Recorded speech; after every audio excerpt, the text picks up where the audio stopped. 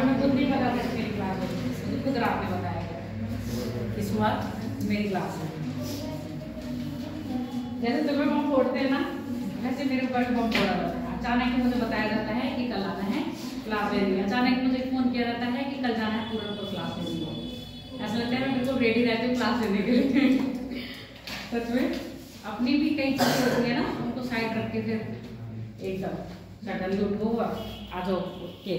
हाँ, तो आज का जो हमारा टॉपिक है जियोमॉर्फोलॉजी का, जियोमॉर्फोलॉजी प्रोसेस यानी कि भू आकृति प्रक्रिया। भू आकृति क्या होती है? भू आकृति क्या होती है?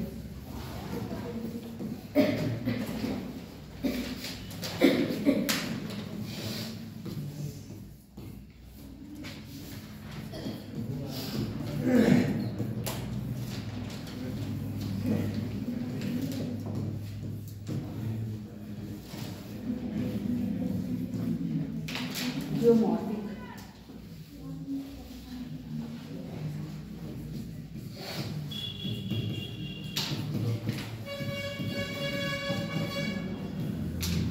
क्या है? Geomorphic process. भू आकृति तो हिंदी में समझ में आ रहा होगा। कैसी होती है भू आकृति? टेढ़ी मेढ़ी होती है। तुमको कैसी आकृति दिखती है? चलो टेढ़ी मेढ़ी सही, टेढ़ी मेढ़ी ही सही, वो टेढ़ी मेढ़ी बताओ कैसे दिखती है?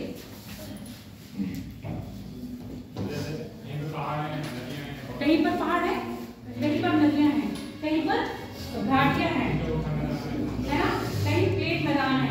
ये सब चीजें बनी तो बनी कैसे?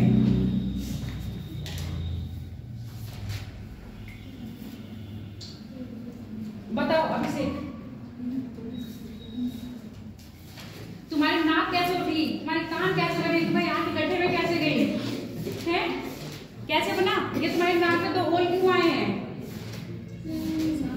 बताओ, सांस लेने के लिए। और ये मुंह इतना बड़ा क्यों खुला है? बोलने के लिए। तो कोई कह रहा है बोलने के लिए, सब लोग होता ही होगा वो। कोई कह रहा है खाने के लिए, तुम तो रहने दो, खाना तो खा जाओ, उसका शरीर ऐसा होता है। तुम तो गायब ही हो बिल्कुल, नहीं बैठते, सुनती हो तुम। तो जो हम आकृति देखते हैं समान आकृति नहीं है। पृथ्वी पर क्या है? कहीं ऊंचे ऊंचे पर्वत, कहीं पठार, कहीं मैदान, और कहीं गड्ढे, गड्ढे यानी कि धंसा हुआ मैदान, और कहीं ब्रह्स है। ये सब आता है पृथ्वी के बल। कोई बल लगा रहा होगा ना, तुम्हारे अंदर फोड़ा उठ के आता है बॉडी में, कभी अचानक होता है एकदम प्लेन होता है। सुबह उठ के देखोगे तो गाल पे क्या दिख रहा होगा? पिंपल्स। लड़कियां उसको क्या बोलती हैं? पिंपल्स। कैसे आ जाता है वो पिंपल एकदम बाहर उठ के पठार की तरफ? देखते हो पृथ्वी पर वो कैसे उठ के आया पठार की तरफ बाहर? पृथ्वी पर वो पिंपल कैसे आया? तुम्हारे अंदर कैसे आया बताओ? पिंपल्स कैसे बनते हैं? चलो यही बताओ तुम आज, बताओ। अबे पिंपल्स नहीं पता तो पृथ्वी के अंदर के पिंपल्स बता दो। आओ। नमस्ते।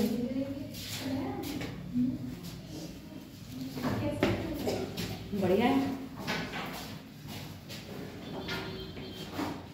हाँ बोलो, पृथ्वी के अंदर जो लावा होता है,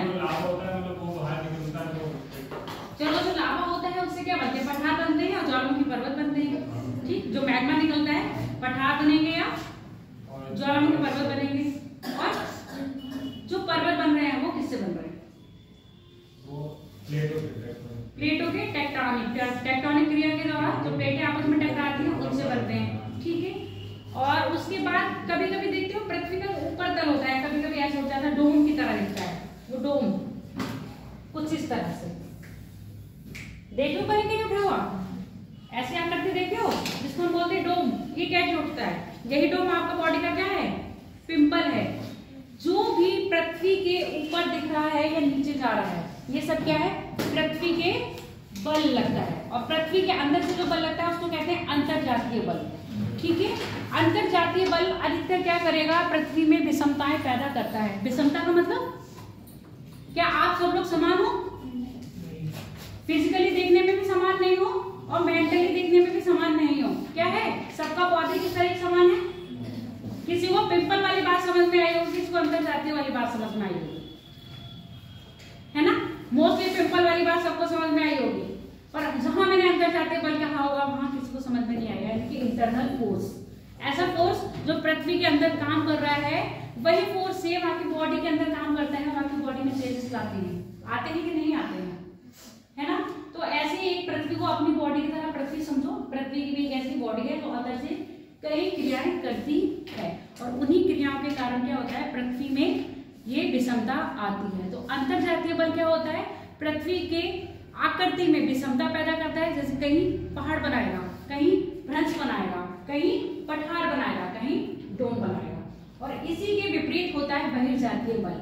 बहिर्जातीय बल का जो रिलेशन होता है वो बाहरी वायुमंडल से होता है।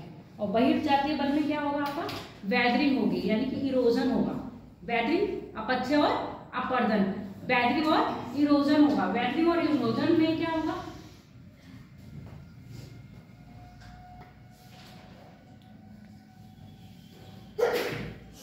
क्या होगा, अपक्षय और अपर्दन में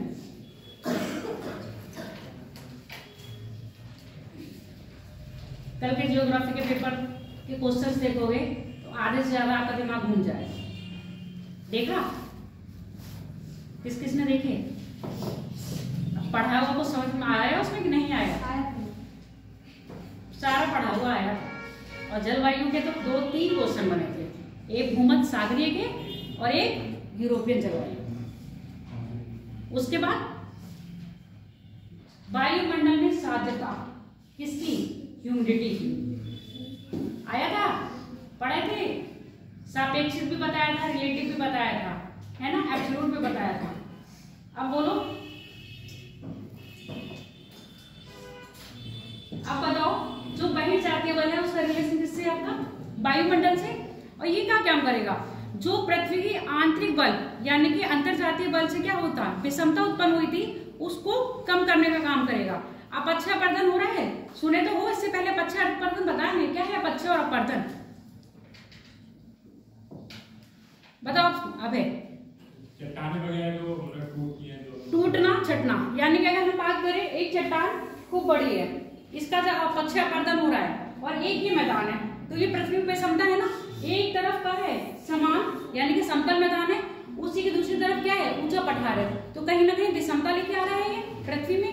अब इस विषमता को दूर कौन करेगा, अपक्षय अपर्दन। जब इनका अपक्षय होगा यानी कि क्षय होगा, तो ये क्या होगी, कटेगी फटेगी, नीचे आएंगे, छोटी होती जाएंगी, धीरे धीरे जब ये छोटी होती जाएंगी। ऐसे मैंने आपको पढ़ाया था एक संप्रदाय मैदान। संप्रदाय मैदान का उदाहरण भारत में बताया था, कौन सा था, मालवा का पठार। क्या है उसमें, मालवा का पठार मैंने बताया था। संप्रदाय मैदान का उदाहरण जो है भारत में, संप्रदाय मैदान क्या होता है, जब पठार का अपक्षय अपर्दन पवनों द्वारा या नदियों द्वारा होगा तो क्या होगा, उसका धीरे धीरे आकार छोटा होता जाएगा, देखने में अपने पड़ोसी मैदान से कुछ ऊंचा यानी कि मैदान के रूप में आ जाएगा।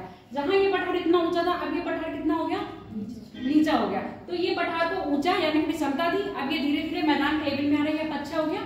और इसका अपर्दन किसने करा, इरोजन, नदियों द्वारा पवनों द्वारा हुआ। जो कटा कटा उसकी मिट्टी को कहीं दूर मैदान में ले जाके क्या कर दिया, फैला दिया। तो नीचे स्थान को भरा किसने, मिट्टियों ने, और ऊंचे स्थान को क्या करा, काटा छाटा। तो ये वायु जो आपका बहिर्जातीय बल है, पहली बार रिलेशन किससे, इसका वायुमंडल से है। और इसका काम क्या होता है, जो पृथ्वी की आकृति में क्या है, विषमता है, उसको दूर करना, इसका काम है किसका, आपका बहिर्जातीय बल का। तो भू आकृति में जो सबसे ज्यादा काम करते हैं, यानी कि भू आकृति प्रोसेस में जो फोर्स लगता है, वो आपका 2 प्रकार का बल है, अंतरजातीय बल और बहिर्जातीय बल। तो आप पहले लिखो भू आकृति, अब यहाँ पर लिखो भू आकृति से अभिप्राय प्राय।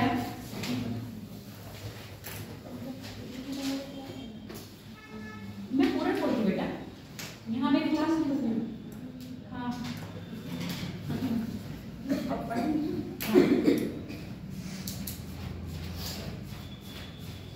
भू आकृति प्रोसेस लिखो, इसी में लिखो प्राय पृथ्वी पर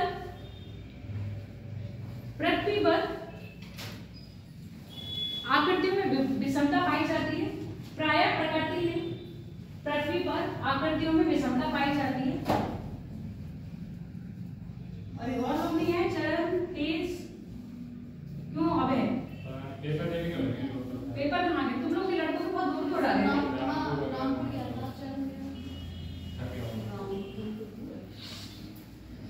रामपुर गया था, तब भी पास है रामपुर, तो पास नहीं, इतना दूर नहीं है, आराम से आप रामपुर मुरादाबाद किसका गया था?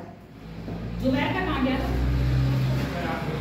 सरदारपुर जुबैर का रामपुर, वही तो सरदारपुर तो मुझे लगा टोटल गर्ल्स थी, जहाँ हमारा सेंटर था वहाँ लड़के भी लड़कियां थी। रिजल्ट बता देना कैसा हुआ, क्या बोले? चलो लिखो, क्या लिखे हो तुम लोग? विषमता पाई जाती है, प्रायः है विषमता, प्रायः है विषमता का कारण, प्रायः है विषमता का कारण दो प्रकार के बल हैं, दो प्रकार विषमता के कारण दो प्रकार के बल हैं, दो प्रकार के बल हैं, अंतरजातीय बल और बहिर्जातीय बल, अंतरजातीय बल और बहिर्जातीय बल।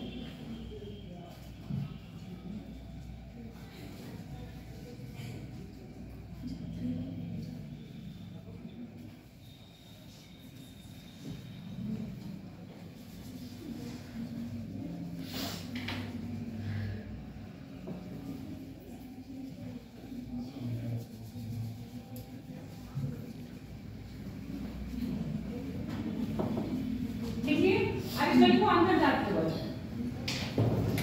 अंतरजातीय बल,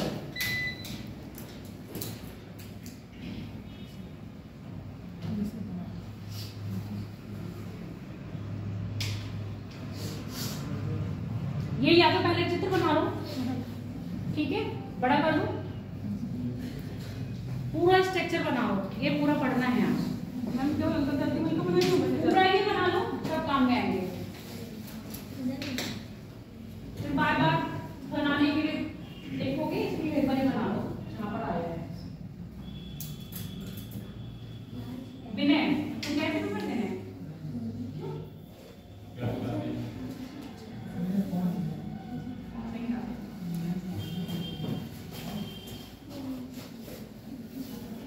विनय यहाँ मैडम इंग्लिश में, बाकी सारे सर हैं।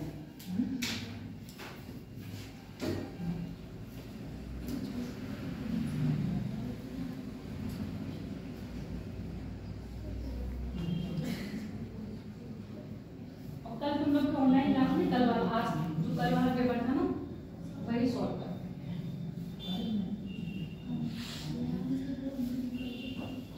आगे आगे बैठ जाओ, आगे सीट खाली है, ऐसा नहीं भरी हुई है, तुम्हारी वो सीट फिक्स नहीं है। जब व्यक्तिगत प्रॉब्लम होनी चाहिए तो आगे भी बैठ जाना चाहिए।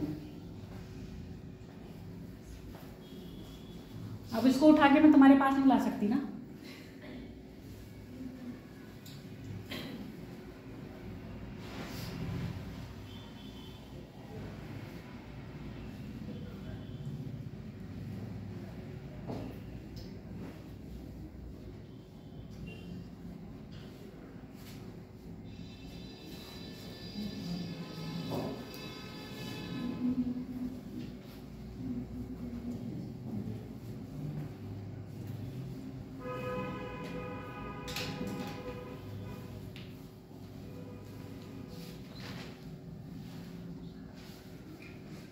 तुम लोग को फोन दिख जाता है, तुम्हारे दोस्त सूरज कहाँ गया होगा? गया होगा पेपर देने? तुम गई थी नेहा? क्यों? मैंने डाला। कब डालोगे? 25 का। अगली बार यही 25 है, 4 दिन बाद 25 है। 4 दिन बाद कितनी है आज? 27, 8 डेज रह गए। मैम 23 है। अरे भैया 23 है, 7 डेज में वो गिन रही थी और 1 प्लस एक्स्ट्रा गिन रही थी। अच्छा अच्छा, समझ गई? ठीक है। 23 तो मैंने अपने माइंड में देख लिया, उसके बाद 7 दिन इधर बच गए, 31 महीना है, एक दिन उधर बच, बस 8। ऐसे रीजनिंग लगाई जाती है।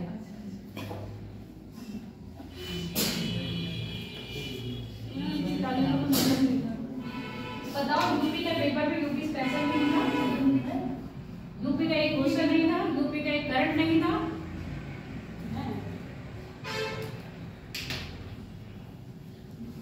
यूपी स्पेशल की तो क्लास फिर बंद कर देनी चाहिए, फिर मेंस के लिए रखनी चाहिए ना, फ्री में तो आएगा ही ही नहीं यूपी स्पेशल। जो बेचारे यूपी के चक्कर में गए थे कि 20-25 क्वेश्चन यूपी से निकल के आएंगे और हमारे सही हो जाएंगे, उनकी तो बेचारे लुट गई टूट गई। मैम इसमें ज़्यादा वेटेज है नहीं यूपी स्पेशल का, मतलब है मैं जैसे बिहार का बहुत वेटेज बेटा सब में होता है, पर ये लोग नहीं देते हैं, इनकी कमी है। यूपीएससी में हमेशा आता है बिहार में देखो, राजस्थान में ले लो, और नहीं आता है, उत्तराखंड में ले लो, यहाँ पे हमेशा एक्सपेरिमेंट करते रहते हैं, एक्सपेरिमेंट वो मैनिपुलेशन, ठीक है, कोई तुमको अच्छा लग जाएगा वही चीज कर लेंगे। ऐसा हो ही नहीं सकता कि आप स्टेट विशेष का नहीं पूछ रहे, उसका मतलब क्या है? वो अलग स्टेट के हैं, पहले से सीट ले ही लेंगे। वही तो। और यूपी वाला बच्चा तो बेचारा यूपी पढ़ के जाता है, उत्तराखंड का करंट पूछे वो, है ना, कि उत्तराखंड के मुख्यमंत्री ने कौन सी योजना चलाई, पर यूपी के योगी ने कौन सी योजना चलाई वो नहीं पूछा। वही तो नहीं पूछती, मतलब यूपी का नहीं बता।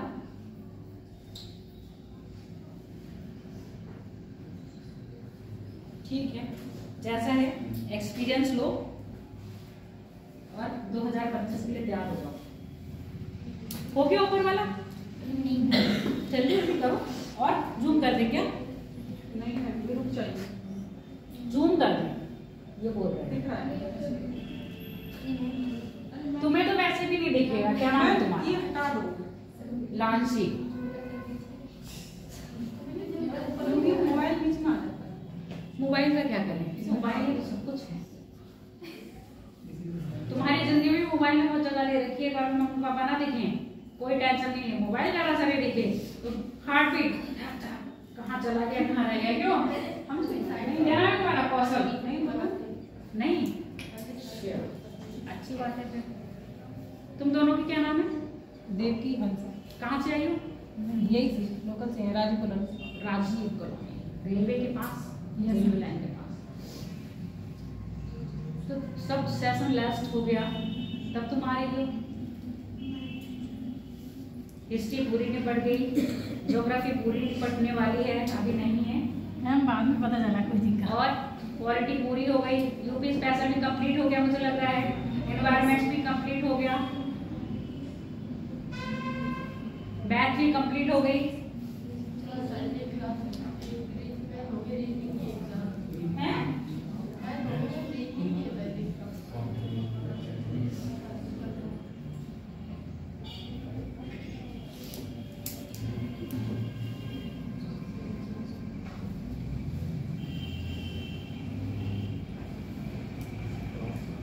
रिफा नहीं है, मैं तो मना कर रही थी उसे, क्या कर रही थी जब ऑनलाइन क्लास हुई थी। इतने महान बच्चे हैं, उस दिन दोनों ने मुझे पकड़ लिया और 11 बजे छोड़ा है।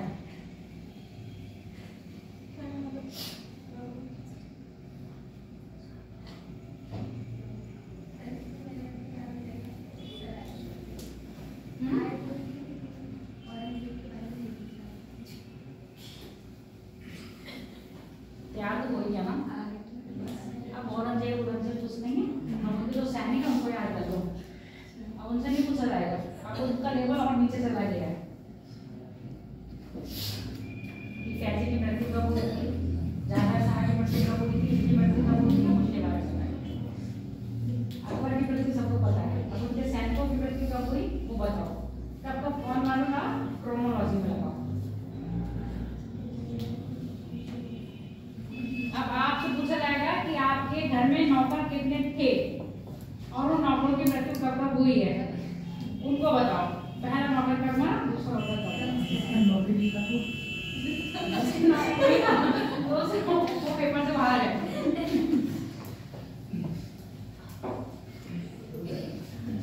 चलो बना लिए, तो नीचे रह गया। हाँ वो कर रहे हैं।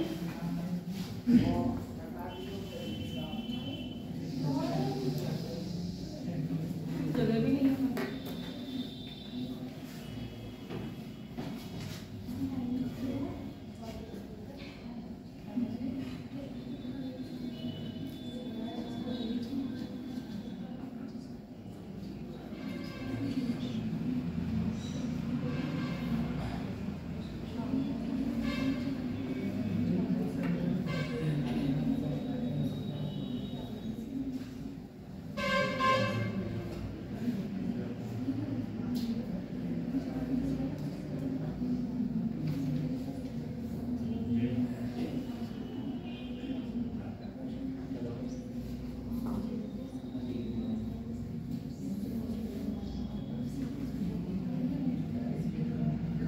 बन गया बेटा?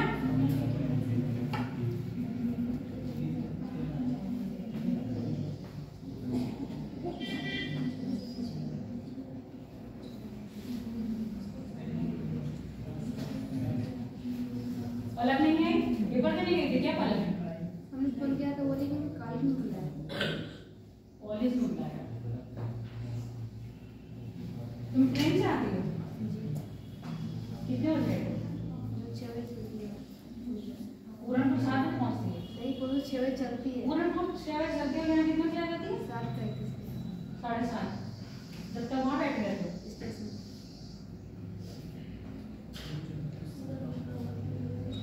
और वापसी में कितने बजे? 2:15 छूट जाती है। और तुम लोगों की बिसर वाली कहाँ गई लड़की? 9 बजे यहाँ पहुँच जाती है। बाहर तो बैठते उसका पहुँच। और वापसी में कितने बजे? उधर देखते हैं जाते हैं। 1 तो 12 बजे जाती है और 1 तो 40। 2:40 तो 2:40 बजे उसमें बैठना पड़ता होगा क्योंकि हाँ 2 बजे 1:30 बजे क्लास होती है ना, 3 होती है तो जल्दी छूट जाती है तो 12 बजे मिल जाती है। बन गया, कंप्लीट हो गया? बड़े आ चुके? कहाँ पर थे?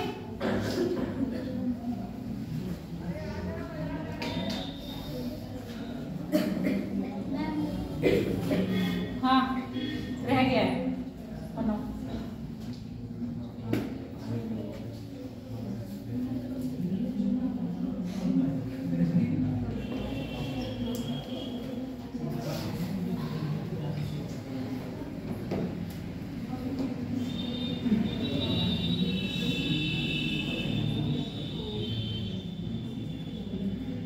तुम साथ से बोलना वाला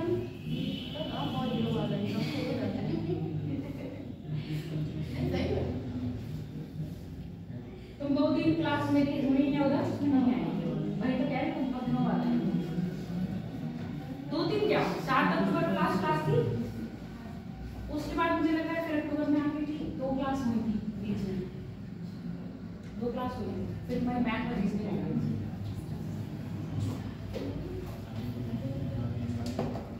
हो गया बेटा? मधु और क्या है? मैं माधुरी। मेरी फ्रेंड का नाम माधुरी है, फिर भी मुझे तुम्हारा नाम याद नहीं रहता। पर मेरी मधु नाम पे कोई फ्रेंड नहीं, फिर भी मुझे उसका नाम याद है।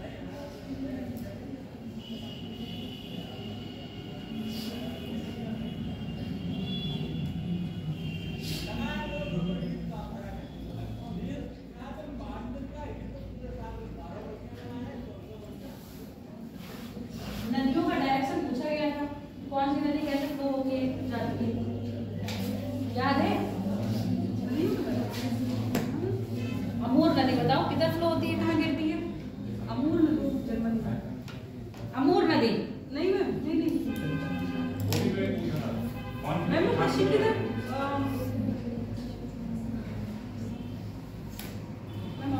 पहले मुझे ये बताओ अमूर नदी कौन से देश में है?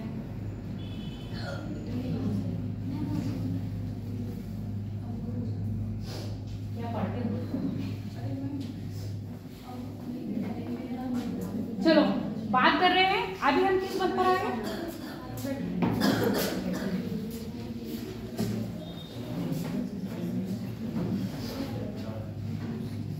बन गया बेटा? फिर देख रहे हो ना बोर्ड पर, इसलिए मैं बोल रही हूँ।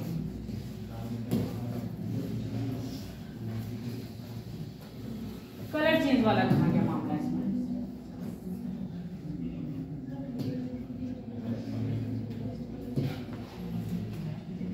लिखा जाएगा, भूल गई क्या मैं इसको चलाना?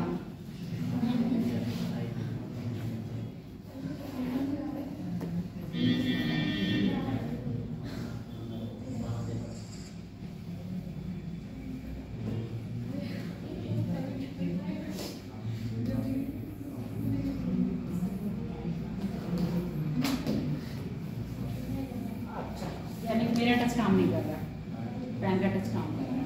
चलो, अंतरजातीय बल 2 प्रकार का है, पटल विरूपणी बल और आकस्मिक अंतरजातीय बल। पटल विरूपणी बल का मतलब ऐसा बल जो मंद गति से काम करता है, और आकस्मिक बल जो एकदम अचानक आता है। नाम सुन ही रखे होंगे, भूकंप अचानक आता है और एकदम क्या कर जाता है, भू आकृति में परिवर्तन कर जाता है।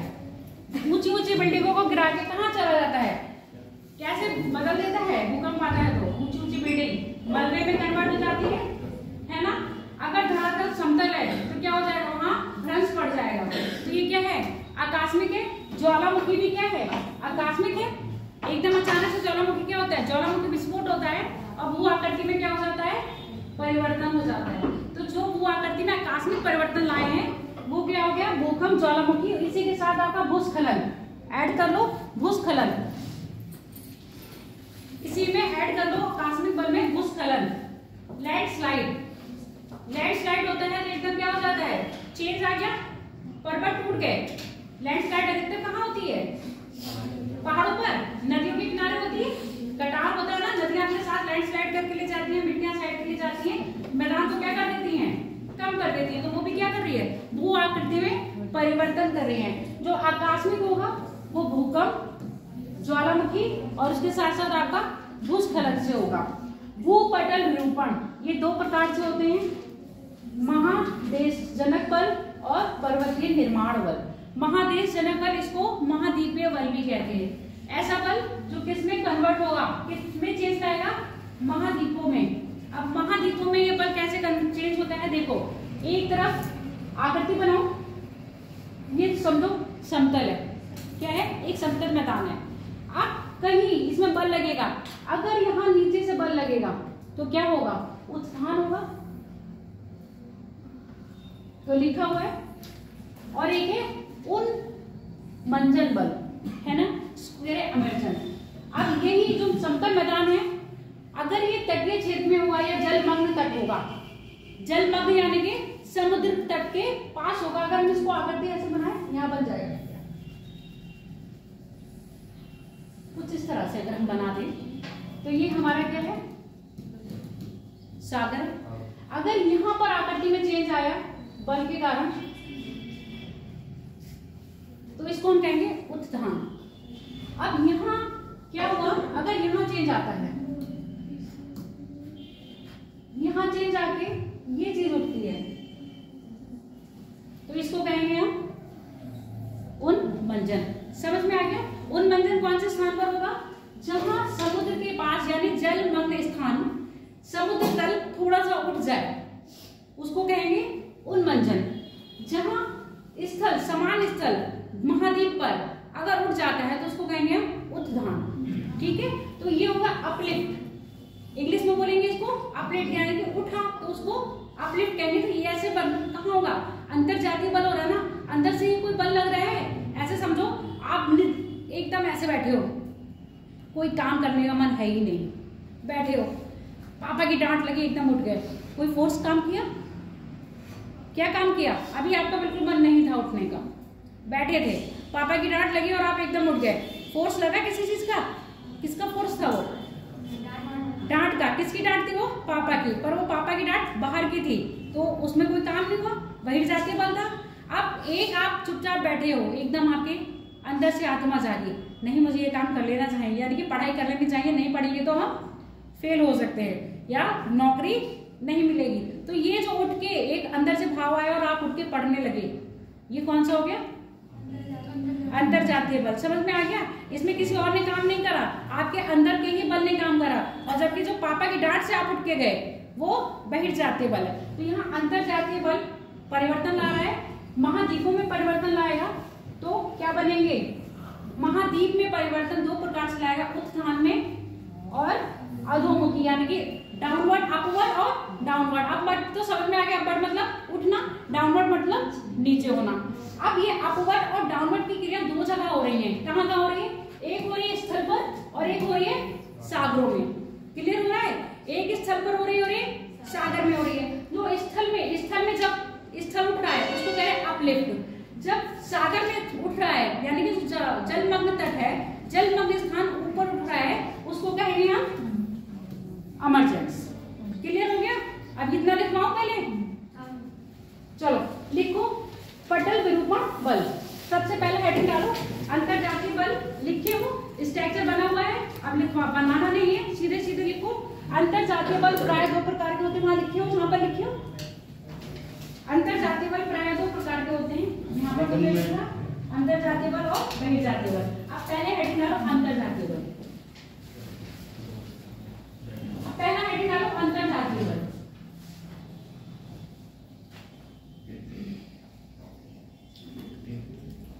पहले हेडिंग डालो अंतर जातीय बल। अंतर जातीय बल प्राय, अंतर जातीय बल प्राय भूगर्भ में, भूगर्भ से लगने वाला बल है। अंतर जातीय बल प्राय भूगर्भ से लगने वाला बल है, भूगर्भ से लगने वाला बल है।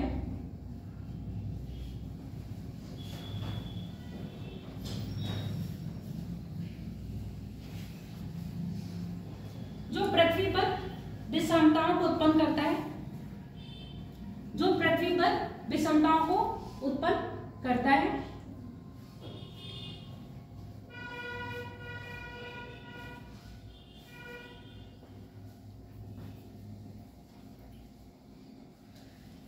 अंतर जातीय बल प्राय दो प्रकार के होते हैं, अंतर जातीय बल प्राय दो प्रकार के होते हैं, पटल विरूपणीय बल, आकस्मिक अंतर जातीय बल। पूरा पूरा नाम लिखना चाहते हो तो पटल विरूपणीय अंतर जातीय बल, आकस्मिक अंतर जातीय बल। पूरा पूरा नाम लिखोगे तो पटल विरूपण अंतर जातीय बल और आकस्मिक अंतर जातीय बल, आकस्मिक अंतर जातीय बल। अब हेडिंग डालो पटल विरूपण बल,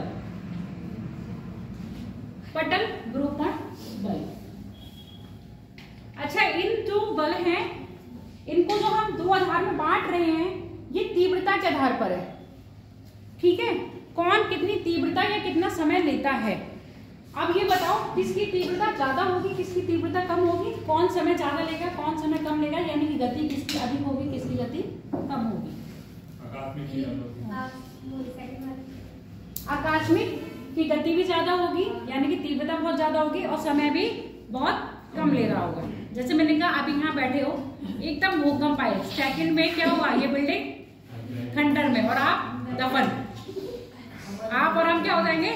मैं सिर्फ आपको ही कहूंगा, मैं भी तो यहाँ हूँ ना, तो आप और हम क्या हो जाएंगे, दफन हो जाएंगे। ये क्या हो गया, आकस्मिक ये घटना हुई ना, ये घटना आकस्मिक हुई। अब इसी के नीचे कुछ अंतर जातीय क्या हो रहा होगा, काम कर रहा होगा। धीरे धीरे आप आ रहे हो, जैसे टाइल्स क्या होता है, कभी कभी देखते हो ना, धीरे धीरे उठ रही है, धीरे धीरे उठ रही है, फिर देखते हो टाइल्स एकदम उठ जाती है। ऐसे एग्जाम्पल समझो, टाइल्स एकदम उठ गई तो एकदम अचानक नहीं उठी, धीरे धीरे से क्या हो रहा था, धीरे धीरे नीचे से फोर्स काम कर रहा था, इसलिए वो उठ गई। तो यहाँ पर जो पटल विरूपण वाला काम होगा वो धीरे धीरे होगा और बहुत कई अरबों सालों में होगा। तो जो हमने इसका विभाजन करा है किसमें, आकस्मिक में और पटल विरूपण में, ये इनकी तीव्रता के आधार पर दो भागों में बांटा गया है। अब पहला है पटल विरूपण, लिखो पटल विरूपण बल प्राय, पटल विरूपण बल प्राय मंद गति से, मंद गति से, मंद गति से तथा कम तीव्रता के साथ कार्य करते हैं, मंद गति से तथा कम तीव्रता के साथ काम करते हैं। इनके द्वारा भू आकृति में परिवर्तन, इनके द्वारा भू आकृति में लाया गया परिवर्तन,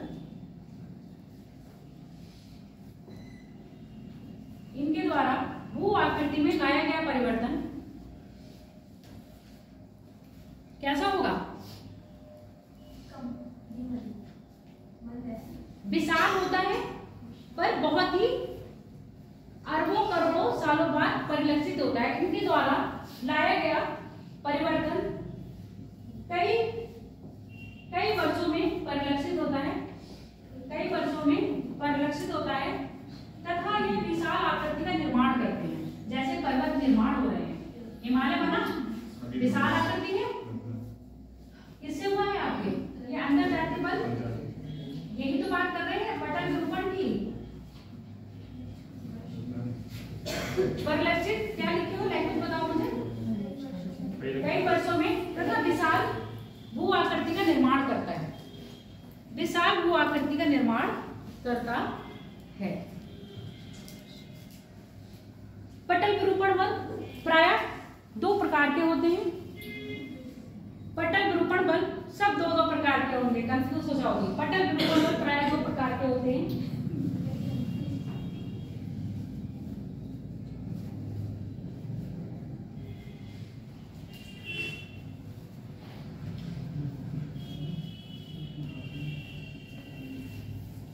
अधोमुखी का विपरीत क्या होता है, विलोम शब्द।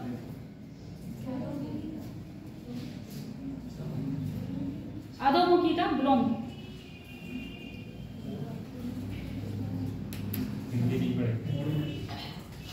नहीं,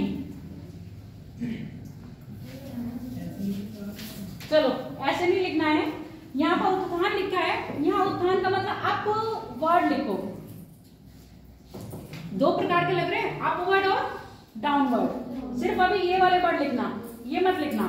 और इसका हिंदी में लिखो अधोमुखी, और इसका अबेरमुखी होता है, अरोमुखी ऐसे करके कुछ है, मुझे याद नहीं आ रहा है एग्जैक्टली, अरोमुखी या कुछ करके है। तो उसके लिए इंग्लिश में लिख लो अपवर्ड। इतना तो कॉमन समझ में आया, अपवर्ड मतलब ऊपर उठना और डाउनवर्ड मतलब नीचे होना। तो 2 प्रकार के अपवर्ड और डाउनवर्ड, अपवर्ड और डाउनवर्ड, 2 प्रकार के अपवर्ड और डाउनवर्ड है। अब इसको तो ना लिखवाएं कि अपवर्ड का मतलब जब अंतर जातीय बल नीचे से लगकर भूमि का स्तर क्या हुआ, ऊपर उठेगा, तो उसको क्या कहेंगे हम, अपवर्ड कहेंगे। अब ये अपवर्ड पे 2 जगह में लग रहा है, यानी कि जो अपवर्ड बल फोर्स कह रहे हैं हम, ये 2 तरह से काम कर रहा है। एक कहाँ लग रहा है, स्थल पर, और एक लग रहा है सागरों में। सागरों में वहां पर, कहां पर, जहां जलमग्न तटीय स्थान है। जलमग्न तटीय स्थान का मतलब समझ में आ रहा है, कहां पर होगा वो, जलमग्न तटीय स्थान। समुद्र से लगता है, समुद्र से लगता हुआ स्थल होगा। जब तुम लोगों ने ज्योग्राफी में वो पढ़ा होगा, निम्न जलमग्न तट है ना, सागर का जो आपका भूखंड है वो एकदम समाप्त ना होके, यानी कि जो आपकी स्थल प्लेट है, महाद्वीपीय प्लेट है, महासागरीय प्लेट है, तो कहीं ना कहीं कुछ महाद्वीपीय प्लेट क्या रहती है, कहाँ समाहित होती है, जलमग्न होती है। इसको ऐसे समझो, ये हमारा स्थल है, पर ये जो हमारी प्लेट बन रही है, ये अभी भी जो यहाँ पर जलमग्न हो रही है, वो कौन सी प्लेट है,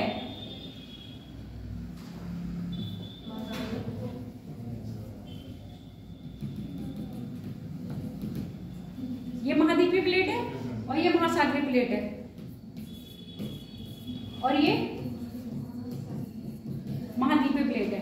अब ये जो जल के नीचे हिस्सा दिख रहा है, ये वाला, ये मैंने जो बनाया है पूरा, ये जल है। ये जो हिस्सा है वो जलमग्न है, यानी कि जल में डूबा हुआ, पर ये है किसका, महाद्वीपों का। अब इसमें चेंज जो आएगा वो क्या कहलाएगा आपका, अपलिफ्ट। अब जब यहाँ जो चेंज आएगा वो क्या कहलाएगा, इमरजेंस। क्लियर बात हो गई। होगा ये किसमें, महाद्वीपीय में। कहां पर हो रहा है, महाद्वीप में ही हो रहा है, पर महाद्वीप का वो स्थल जो कहां पर जल में मग्न है, वहां अगर भू आकृति ऊपर उठती है, कलर चेंज कर लें, यहां अगर भू आकृति ऊपर उठ रही है, इसको कहेंगे हम इमरजेंस, ठीक है। और यहाँ अगर भू आकृति उठ रही है, उसको हम कहेंगे अपलिफ्ट। समझ में आ गया, 2 जगह काम कर रहा है, कौन सा आपका, अपवर्ड फोर्स। जलमग्न वाला तो मतलब जो तल है वो मतलब नीचे जाएगा ना। कभी कभी देखते हो सागर में दूर जाके द्वीप दिखने लगते हैं, द्वीपों का निर्माण हो रहा है, होता है कि नहीं है। अब सागर से कुछ हिस्सा ऊपर उठ के आ गया, वो सागर में ही रहा, कहीं छिलछिला सागर होता है और कहीं ऊपर उठ के आ जाता है सागर का जल, तो वो द्वीप जैसे दिखने लगता है। ये द्वीपों का निर्माण कैसे हो रहा है, या तो मूंगा द्वारा बन रहा है, ठीक है, नहीं मूंगा द्वारा नहीं बन रहा है, तो सागर में क्या हो रहा है, ज्वालामुखी पर्वत बनते हैं, ज्वालामुखी विस्फोट होता है, उनसे जो बनता है वो भी क्या होगा आपका, ज्वालामुखी द्वीप होंगे। और जो सामान्यतः ऐसे द्वीप बन जाते हैं, उत्थान हो जाता है, वो नॉर्मल द्वीप होते हैं। जो नॉर्मल बनेंगे वो आपके जलमग्न स्थल में जो ऊपर उठेगा, उसको हम कहेंगे आपका इमरजेंस। आप बोलो तुम क्या कह रही हो? मैम मैं ये पूछ रही थी जो जलमग्न वाला स्तर है वो हमेशा ऊपर ही उठेगा, मतलब नीचे नहीं तो जाता। नीचे भी जाएगा, वो तुमसे क्रिया यही तभी तो बताएंगे इसमें हम। अभी तो हम ये वाला पार्ट कर रहे हैं ना, समझ में आ गया? अभी हम यही वाला पार्ट कर रहे हैं, अभी हमने ये वाला पार्ट छुआ ही नहीं है। जो तुम क्रिया कह रहे हो ना, ऊपर जाना नीचे जाना, वो नीचे जाना इसमें आएगा। पहले ये तो समझ लो, ये समझ आ गया कि नहीं? ये क्लियर कहाँ होगा? जहां पर उठना, धरातल पे भी स्थल उठेगा और सागरों में भी उठेगा। बस उसके हमने क्या कर दिए, नाम में थोड़ा सा चेंज कर दिया। क्या कर दिया? अपलिफ्ट और इमरजेंस। याद रखोगे? इंग्लिश में, हिंदी में नाम बड़ा अलग है, इसमें उन्मंजन दे रखा है पर ऐसे निर्मंजन करके है, और यहाँ पर है निमंजन। यहाँ पर निर्मंजन, जहां निर्मंजन आएगा समझ लेना वहां पर क्या हो रहा है, ऊपर उठ रहा है। वो भी कहाँ? जहां सागर में डूबा हुआ स्थल है उसको कहेंगे निर्मंजन। यहाँ पर उन्मंजन लिखा है, बैठे एक जगह पढ़ोगे। मैम दोनों क्रिया महाद्वीपीय प्लेट पे ही होंगी। हाँ, तो क्योंकि महाद्वीपीय ही प्लेट पर होंगे, महासागरीय प्लेट पर भी हम बात नहीं कर रहे। पर ये जो क्रिया होगी किसमें होगी? स्थलों में या जलमग्न में। अगर हम इसको आप चित्र बता दूंगी, अपना चित्र बना लेना। यहाँ पर पहले लिखो, क्या लिखे थे? अपवर्ड, अपवर्ड और डाउनवर्ड। अपवर्ड की बात कर लेते हैं, हिंदी में अपना देख लेना, परोमुखी है, पता नहीं क्या है ये, पर जो भी है वो कर लेना। अपवर्ड लिख लो, हिंदी के लिए ब्रैकेट में जगह छोड़ देना। इसमें प्राय, इस क्रिया में प्राय, इस क्रिया में प्राय भूखंड का भाग, इस क्रिया में प्राय भूखंड का भाग, यहाँ भूखंड का मतलब आप स्थल खंड से ही समझिएगा। भूखंड का भाग प्राय ऊपर की ओर यानी उत्थान करता है, ऊपर की ओर उठता है। यह क्रिया ऊपर की ओर उठता है। यह क्रिया प्राय महाद्वीपों में, महाद्वीपों में यह क्रिया प्राय महाद्वीपों में तथा महासागर में, जलमग्न महासागरों में, जलमग्न क्षेत्रों में, जलमग्न क्षेत्रों में होती है। यहाँ दोनों ही आ गए ना, महाद्वीप और जलमग्न क्षेत्र में होती है। अब लिखो अपलिफ्ट,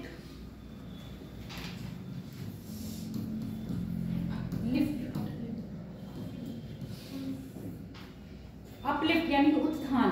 अब ये वाला लिखना सब, उत्थान। अब उत्थान लिखना, अपलिफ्ट को हिंदी में लिखो उत्थान। उत्थान की प्रक्रिया प्राय, उत्थान की प्रक्रिया प्राय उत्थान या अपलिफ्टमेंट, पूरा लिखना अपलिफ्टमेंट। उत्थान की प्रक्रिया प्राय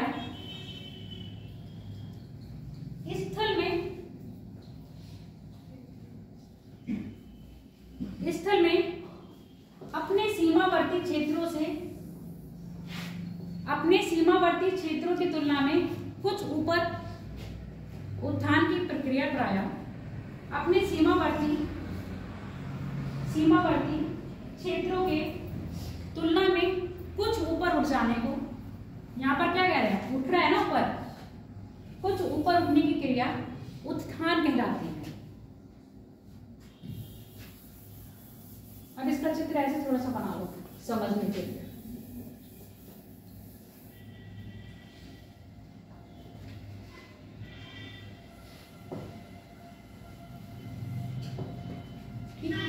यहां पर आप दोगे, यहां पर लिखोगे सीमावर्ती प्रदेश, और ये यहां पर क्या हुआ? उत्थान हुआ। तो ये जो उत्थान हुआ, अपलिफ्टमेंट हुआ, यही क्या है आपका, और ये कहां पर हो रहा है? स्थल में होगा। इतना बना लो। यहां पर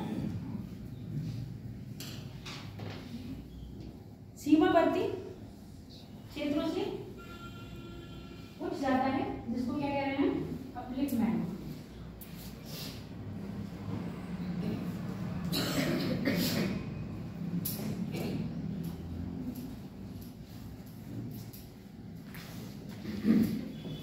अब दूसरा लिख लो, उन्मंजन, जिसको निर्मंजन भी कह रहे हैं। उन्मंजन, उन्मंजन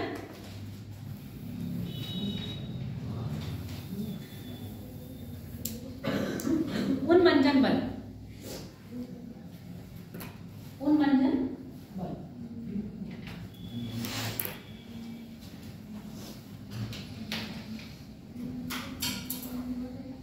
हाँ, उसको लगाओ वाह। निर्मंजन वहाँ पे लगेगा ना, वहाँ ये बनाओ और अंतिम बनाओ।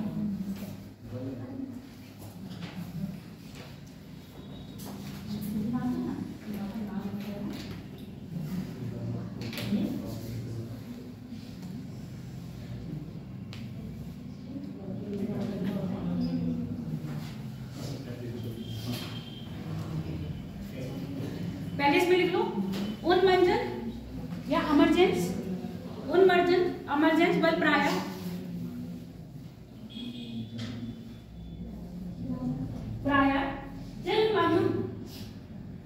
जलमग्न तटीय क्षेत्र अथवा जलमग्न तटीय क्षेत्र अथवा जलमग्न तटीय क्षेत्र अथवा जलमग्न क्षेत्रों में, जलमग्न क्षेत्रों में अपने सीमावर्ती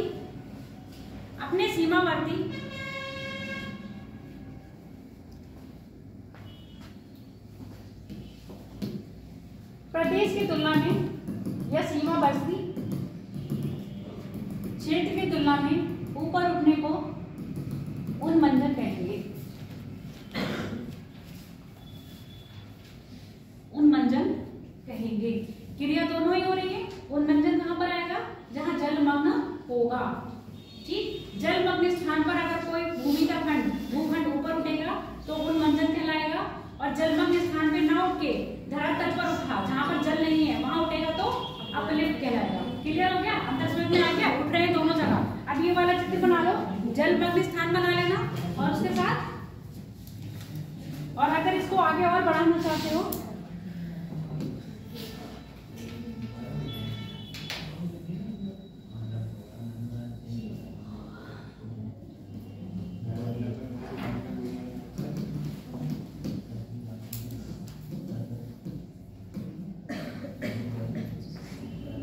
और आगे बढ़ाना चाहते हो, समझने के लिए तो इस तरह से बढ़ा लेंगे। ठीक है,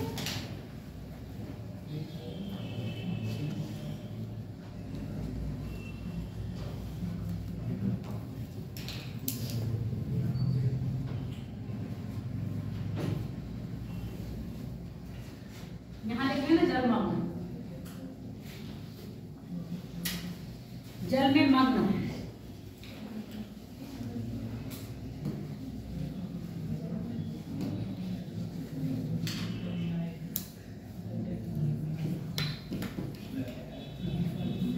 जलमग्न स्थल, जलमग्न स्थल, ये भी क्या है? जलमग्न स्थल। दोनों तरफ लिख लो जलमग्न स्थल। और यहां पर अगर उठता तो क्या कहलाएगा? अपलिफ्ट, उत्थान। क्यों दांत दिखा रही है?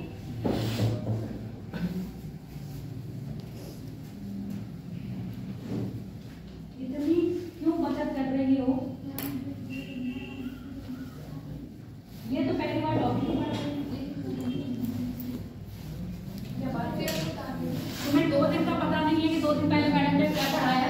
तुम पिछले साल का याद है कि मैडम ने क्या पढ़ाया, जब मुझे पता है कि मैंने पिछले साल पढ़ाया ही नहीं था। सैफ ने मुझसे पूछ लिया था ओरली कि मैम अंतरजातीय बल और बहिर्जातीय बल क्या होता है। भैया मैंने पढ़ाया नहीं था।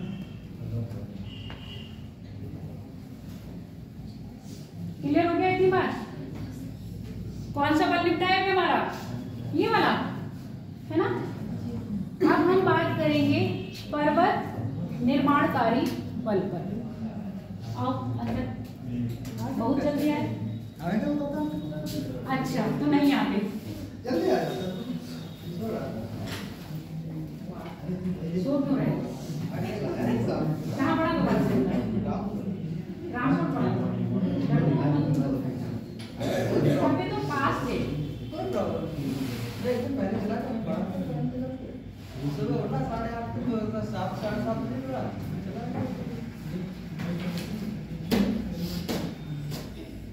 लिखो अगला, पर्वत निर्माणकारी बल। पर्वत निर्माणकारी बल कैसा होगा तो बताओ।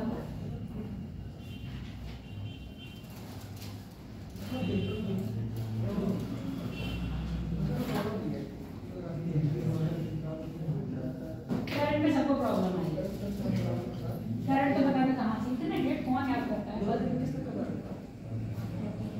हम बता नहीं रहे, हम कह रहे हैं इन लोगों ने पेपर इधर अक्टूबर नवंबर दिसंबर जनवरी का मतलब इधर तो दिया ही नहीं 4 महीनों का करंट। पीछे करंट पूछा सारा पूछेगा, पीछे का करंट सारा पूछेगा। उन्होंने पेपर बहुत पहले बना दिया होगा, उठा के प्रिंट करके यही उन्होंने कहा हम करंट को क्या करेंगे, चेंज नहीं करेंगे, जो बना हुआ है वही देंगे। और बच्चे इधर का करंट ले रहे थे अक्टूबर नवंबर दिसंबर, बजट आया ही नहीं, मैं जनगणना नहीं पड़ेगी। मैंने तुम लोग को तो पढ़ाया हुआ है, उसी में तो फंस जाएगा, क्योंकि नॉर्मली जनगणना के जितने भी क्वेश्चन बनते हैं वो इतने सालों से पूछ दिए गए हैं और उनके पास रहा नहीं है, उठा के फिर वही उठा के दे दिए। एक ही क्वेश्चन था जनगणना का, एक ही था बस, वो भी पॉपुलेशन का पूछा है ना, ये आरोही क्रम पे लगाइए। चलो अब हम बात करेंगे पर्वत निर्माणकारी बल। अभी तक ये जो बल काम कर रहे हैं ये धरातल में चेंज ला रहे हैं, पर क्या पर्वत का निर्माण करा इन्होंने? अभी हमने कोई तुमको ऐसी चीजें ऐसी आकृति बनवाई, ऐसी अभी तक हमने कैसी करवाई, ऐसी तो बनवाई है। अपने समतल मैदान यानी अपने सीमावर्ती क्षेत्र से अगर कुछ उठ जाता है तो उसको हम कह रहे हैं उत्थान, कुछ गिर जाता है तो क्या कह रहे हैं हम? अच्छा अभी हम ये नहीं करवाए ना, अभी ये नहीं हुआ है ना, बोल क्यों नहीं रहे हो कि मैडम अभी ये नहीं हुआ है। चलो अधोमुखी लिख लो, यानी कि डाउनवर्ड, ये काट दो, बोलते नहीं हो। हाँ डाउनवर्ड लिखो, अभी तुम्हारी कॉपी फेयर नहीं है, तुम्हारी कॉपी में लिखा ही होगा ये सब लिखा है पगला, कुछ नहीं लिखा तुमने नहीं लिखा है, कैसे लाएंगे मुझसे बुलवाने होगा, मैं घर वाली लिखो डाउनवर्ड, डाउनवर्ड फोर्स यानी कि अधोमुखी बल। अधोमुखी बल कहाँ लग रहा होगा? जब धरातल का पार्ट क्या हो रहा होगा, अपने समतल सीमावर्ती क्षेत्र से कुछ नीचे आ जा रहा होगा, उसको क्या कहेंगे हम? अधोमुखी। अब ये जैसे वो कहाँ लग रहे थे, वो स्थल और जलमग्न तट में लग रहे थे, ऐसे ये भी कहाँ लगेंगे? स्थल और जलमग्न तट में। अब इसकी अगर हम आकृति बनाएंगे तो कैसे बनाएंगे समझो, ये सीमावर्ती प्रदेश है। अब इसी सीमावर्ती प्रदेश में क्या होगा, धरातल का कुछ पार्ट फोर्स के कारण नीचे चला गया, है ना, गड्ढा बन गया। ये गड्ढा बन रहा है आपके स्थल में, तो यहाँ पर जल नहीं भरेगा, भरेगा क्या? नहीं भरेगा। अब हम यहीं पर थोड़ा सा आगे साकृति को बढ़ा दें, जो ऑलरेडी क्या है हमारी जलमग्न है, और इस जलमग्न में हमें ये चीज दिखाई नहीं देगी। ऊपर में जो परिवर्तन आ रहा है वो हमें दिखाई दिया, क्योंकि सागर में अगर जल भरा हुआ है कोई स्थानों पर उठाई देगा तो हमें धीरे धीरे दिखाई दे देगा, और कोई नहीं उठेगा तो हमें दिखाई नहीं देगा। सागर के अंदर जाके देखोगे, पर जो चेंज यहाँ पर आ रहे हैं स्थल में, सेम चेंज कहाँ आ रहे होंगे? जलमग्न प्रदेशों में भी आ रहे होंगे। तो जब ये जलमग्न प्रदेश वाला क्षेत्र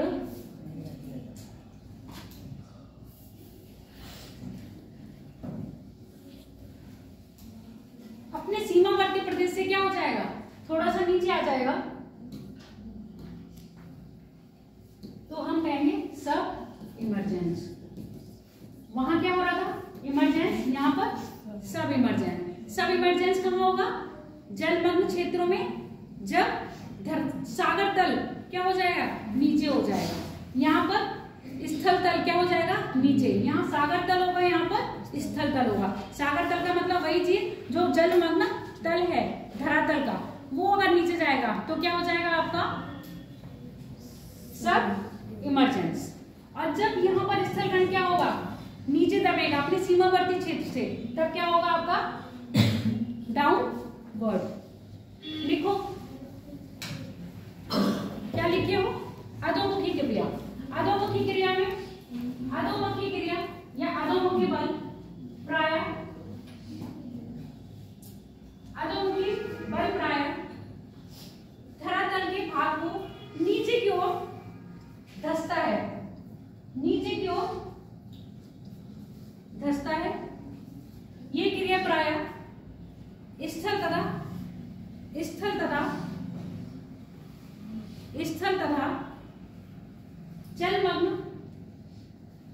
जलमग्न क्षेत्रों में,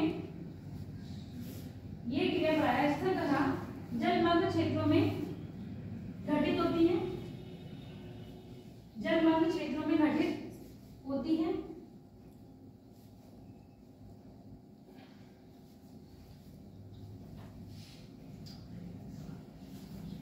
जब यह क्रिया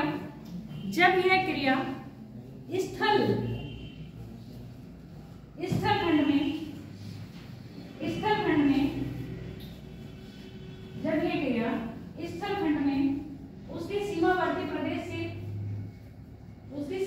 प्रदेश की तुलना में धरातल का कुछ भाग नीचे की ओर धंस जाता है। सीमावर्ती प्रदेश की तुलना में धरातल का कुछ भाग नीचे की ओर धंस जाता है।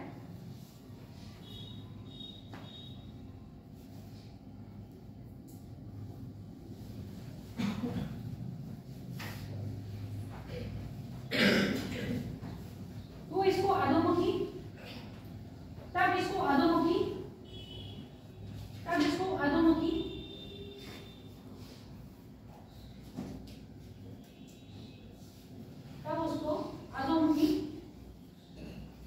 तथा जब यह क्रिया का मतलब भूमि के धंसने की, नीचे धंसने की क्रिया सागर तल में, जब यह क्रिया सागर तल में अथवा जलमग्न क्षेत्र में होती है, जब यह क्रिया सागर तल अथवा जलमग्न क्षेत्र में होती है, तब इसको क्या कहेंगे? निम्न मज। जलमग्न क्षेत्र में होती है, सागर तल या जलमग्न क्षेत्र में होती है, तब इसको क्या कहेंगे? निम्न मज। चित्र बना लो। हाँ, दिस इज कॉल्ड सब इमरजेंस। सब इमरजेंस, ये इमरजेंस है जो कहां पर हो रहा है? ऊपर उठ रहा है। सब मतलब नीचे, तब इसको सब इमरजेंस कहेंगे। कौन सा चित्र बनाओगे? सेम ये वाला। अब यहां पर लिखोगे सीमावर्ती प्रदेश,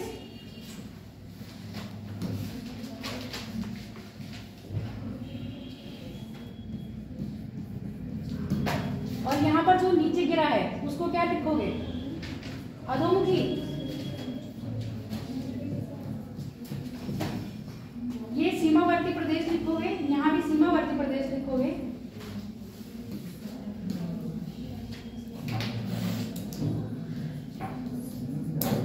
और ये जो ढसा हुआ है इसको लिखोगे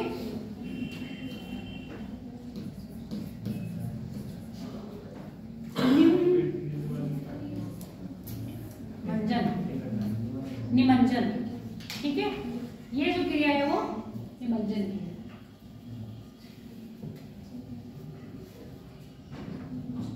निमंजन सीमावर्ती प्रदेश।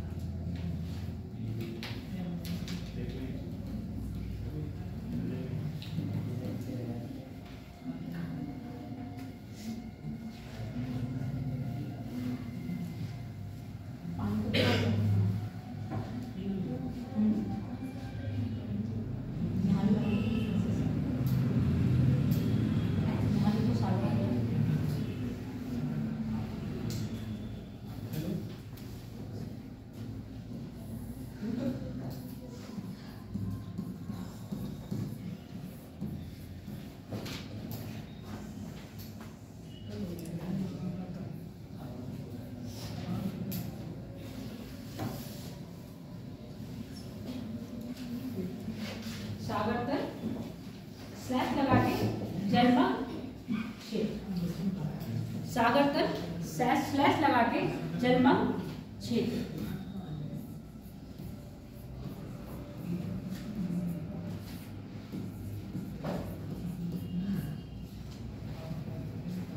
इतनी चीज समझ में आई? अब तक जो इतना पढ़ा सबको? स्वाति को नहीं समझ में आया? रिपीट कर देंगे, चिंता मत करो। बना लिए चित्र?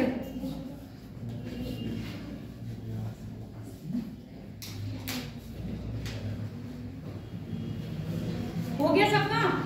इधर फोकस कर लो।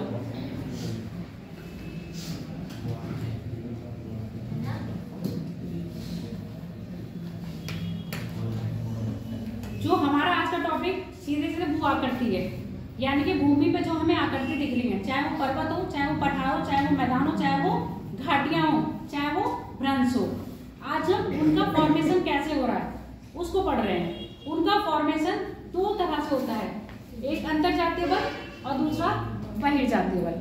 अंतरजातीय बल ऐसा बल जो अंदर से लग रहा है, बहिर्जातीय बल ऐसा बल जो बाहर से लग रहा है। यानी कि इसका संबंध किससे होगा? भूगर्भ से, भूमि के अंदर जो क्रियाएं हो रही है उनसे, और इसका वायुमंडल से संबंध होगा। ये क्या करेगा? अपक्षय अपवर्तन, जो आपका अगला वाला टॉपिक है। आज वाला टॉपिक नहीं है, आज का टॉपिक सिर्फ इतना ही है, यहां से लेकर यहां तक। ये वाला टॉपिक हमारा बाद का है। ये विषमता पैदा करेगा, ये समरूपता लाएगा। समरूपता का मतलब कट छाट के समतल मैदान बनाने का प्रयास करेगा। ये क्या करेगा? विनाश नहीं करेगा, ये निर्माण करेगा। विनाश तो ये कर रहा है ना, ये क्या निर्माण कार्य प्रक्रिया कर रहा है, कहीं पर्वत बना रहा है, कहीं भ्रंश बना रहा है। अगर इसने क्या बनाया है? भ्रंश बनाया, ठीक है, सुनते जाओ। इसने क्या बनाया? भ्रंश बनाया और पर्वत बनाया, ये अपक्षय कर रहा है और अपवर्तन कर रहा है।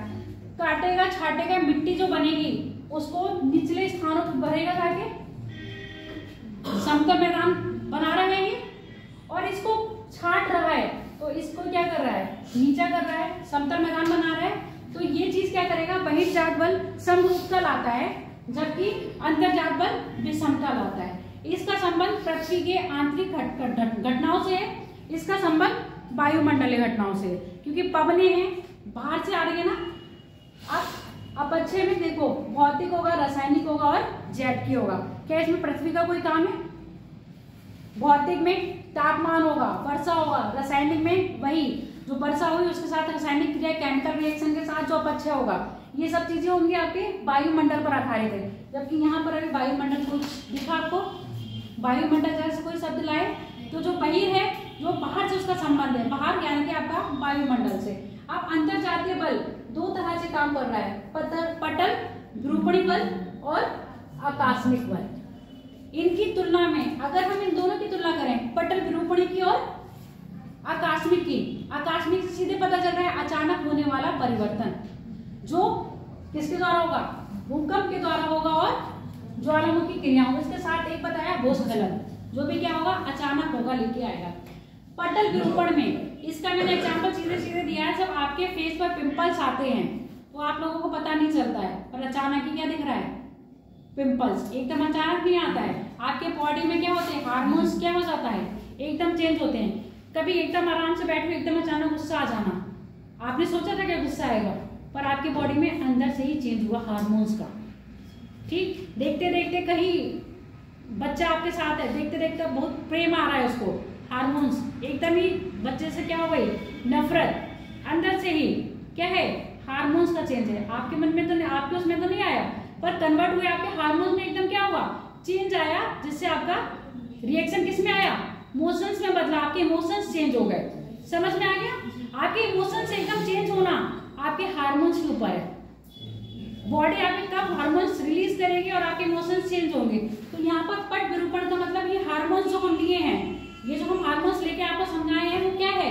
ये सिर्फ यही है कि पृथ्वी के अंदर जो ऐसी क्रियाएं हो रही है वो हार्मोन्स हैं, और उनके द्वारा जो एकदम चेंज दिखाई दिया वो आपको महादेशीय बल यानी कि आपके महाद्वीपों में देगा। और ये दो प्रकार के होते हैं, या तो उसमें क्या होगा? स्थान को ऊंचा उठाएगा या ऊंचा उठाएगा या नीचे गिराएगा। तो ऊपर उठाएगा तो अपवर्ड और नीचे गिराएगा तो डाउनवर्ड। तो ये दो प्रकार के फोर्स लग रहे हैं, अपवर्ड और डाउनवर्ड। क्लियर हो गया? तो यही अपवर्ड और डाउनवर्ड हम किसमें समझे, स्थल पे भी और महासागरों में भी। तो जब स्थल पर होगा तो उसको हम कहेंगे उत्थान, जब स्थल पर अपवर्ड फोर्स लगेगा तो हम कहेंगे उत्थान। अब यही अपवर्ड फोर्स कहाँ लग रहा है, सागरों में या जलमग्न क्षेत्र में, तो हम कहेंगे मंजन। मंजन याद रखना किसके लिए है, जहां ये मंजन नहीं है, जहां पर जलमग्न क्षेत्र होगा वो मंजन है। क्लियर हो गया? तो यहाँ पर जब सागर क्षेत्र में भूखंड उठेगा तो उसको कहेंगे उन्मंजन, और जब सागर क्षेत्र में भूखंड नीचे जाएगा तो उसको कहेंगे निमंजन। निमंजन मतलब नीचे जाना, ठीक है। उमंजन मतलब ऊपर उठना। और कहां पर, मंजन का मतलब जहां पर सागर तल है। अधोमुखी और हिंदी जो भी होगी अभी मैंने बताई थी, अधोमुखी जो भी है, उत्थान हो रहा है, अपलिफ्ट हो रहा है, यानी कि ऊपर की जो फोर्स लग रहा है स्थल में लग रहा है। जब यही फोर्स स्थल में नीचे की ओर लगेगा तो कहेंगे हम अधोमुखी क्रिया। अब समझ में आया या आप भी डाउट है?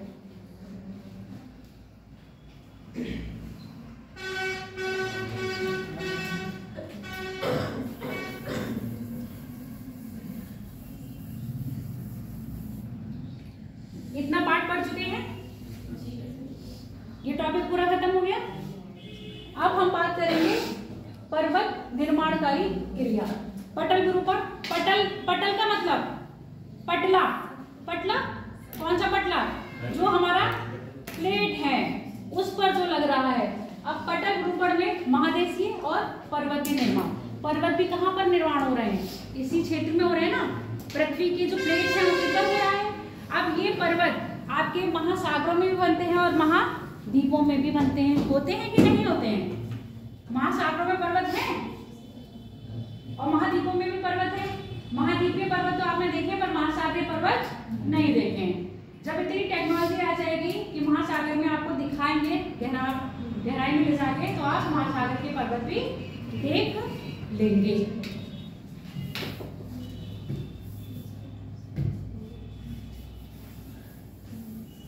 चलो अब इसको समझो। जो पर्वत निर्माण की क्रिया होती है वो टेंशन और या संपीड़न होता है। टेंशन क्या होगी और संपीड़न क्या होगा, दो तरह से है ना पर्वत निर्माण, टेंशन और संपीड़न। टेंशन क्या है जो आप लोग ले रहे हो, कौन सी टेंशन ले रहे हो, वो वाला तनाव नहीं है। आपके तनाव से लेने से आपका स्वास्थ्य गड़बड़ होगा कि कोई निर्माणकारी क्रिया नहीं बनेगी। तनाव कब होगा, कब आती है तनाव की स्थिति? अच्छा मुझे ये बताओ, तनाव की स्थिति कब आएगी?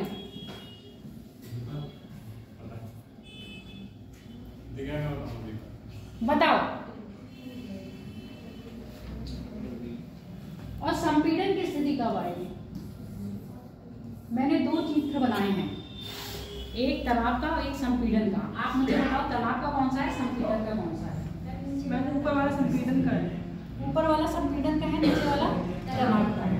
तो संपीड़न में क्या हो रहा होगा?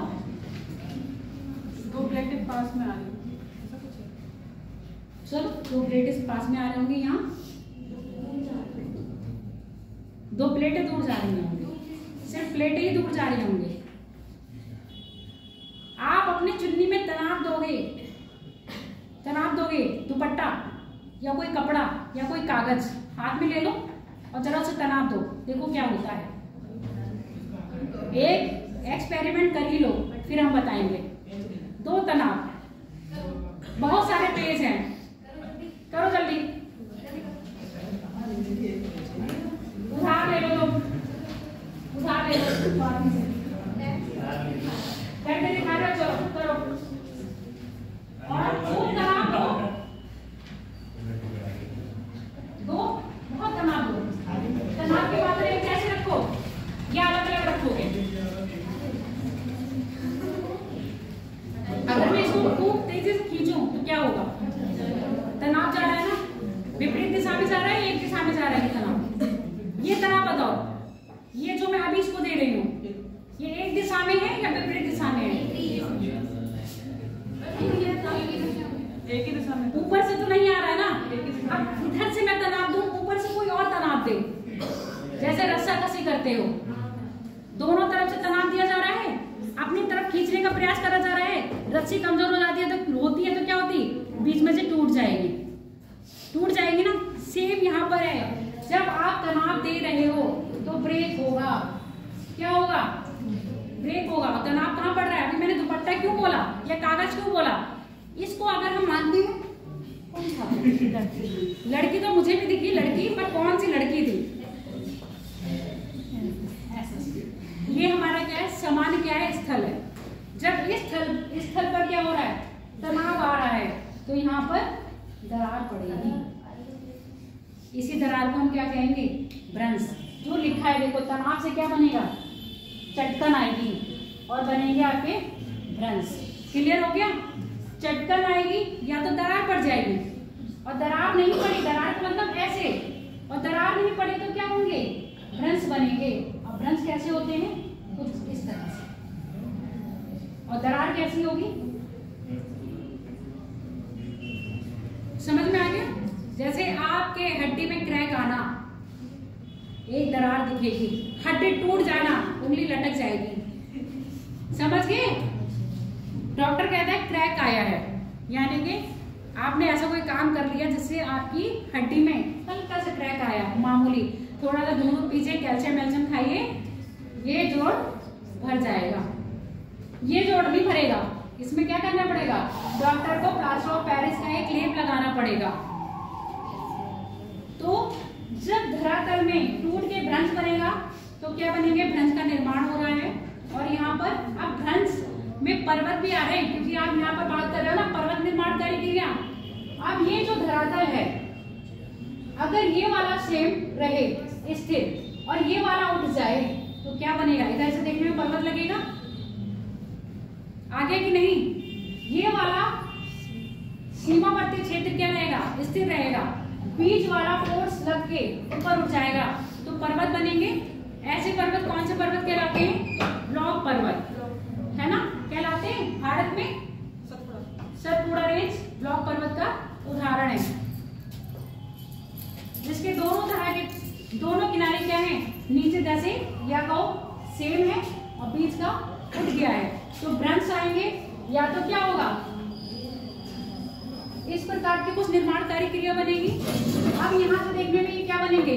पर्वत दिखेंगे, या रिफ्ट बनेगा, या आपके पर्वत बनेंगे।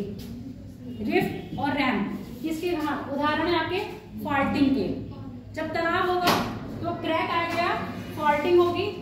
इसके बाद जब संपीड़न होगा, संपीड़न का मतलब जब दो बल कैसे काम कर रहे होंगे, आपस में पास आ रहे होंगे, तो कौन से बन रहे होंगे? आपके पर्वत निर्माण हो रहा होगा। आप पहले लिख लो, फिर आगे हम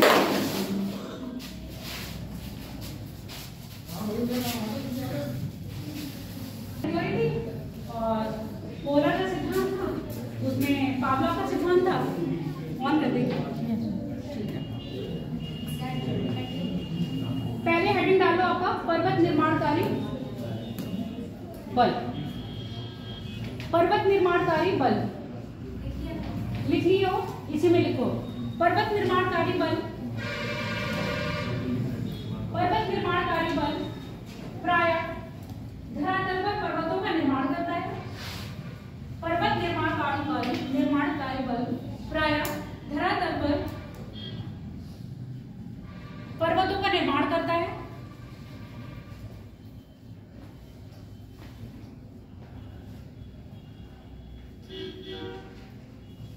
यह बल प्रायः दो प्रकार से लगता है। यह बल प्रायः दो प्रकार से कार्यरत है। यह बल प्रायः दो प्रकार से कार्यरत है।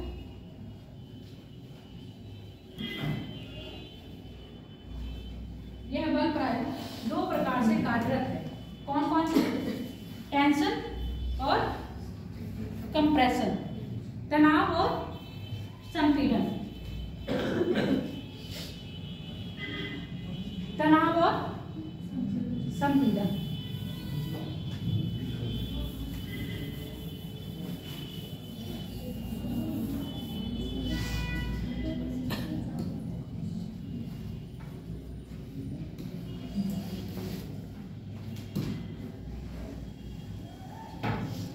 यहाँ पर तनाव के कारण जो भूपटल पे विभंगन यानी क्या हो रहा है, चेंज, भ्रंश, कटाव आ रहा है ना, विभंगन ऐसे पूरा याद मत करो, सिंपल से लैंग्वेज में लिखो। तो अगर तनाव पड़ रहा है, तनाव के कारण जो निर्माण होता है यानी कि क्रैक पड़ेंगे या फिर आपके भ्रंश बनेंगे, क्रैक और भ्रंश। क्रैक यानी कि चटकन, चटकन,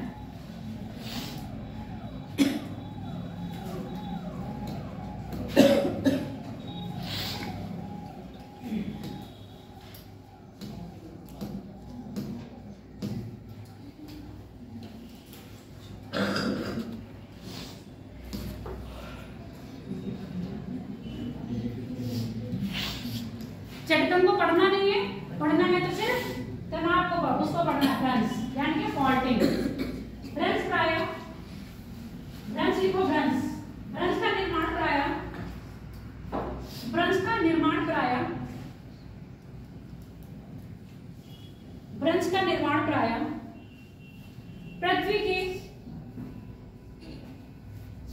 पृथ्वी में उत्पन्न तनाव के कारण, पृथ्वी की सतह में, ऐसे लिखा, पृथ्वी की सतह में उत्पन्न तनाव के कारण, उत्पन्न तनाव के कारण परिलक्षित होते हैं, परिलक्षित होते हैं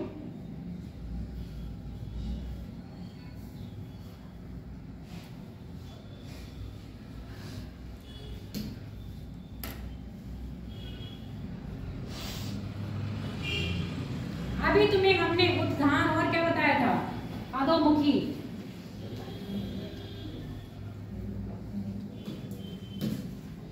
ये देखो यहाँ पर तो ये बल ऐसे दिखा रहा है ना, कंप्रेशन वाला। अब यही बल अगर नीचे से लगेगा तो क्या उत्थान नहीं होगा?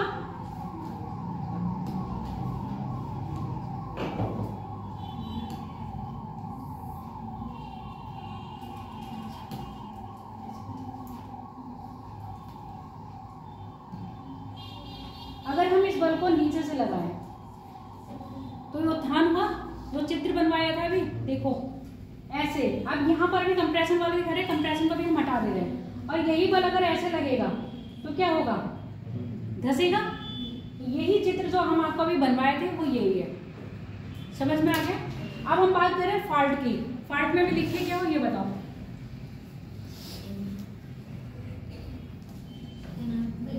तनाव के कारण परिलक्षित होता है। यह तनाव प्राय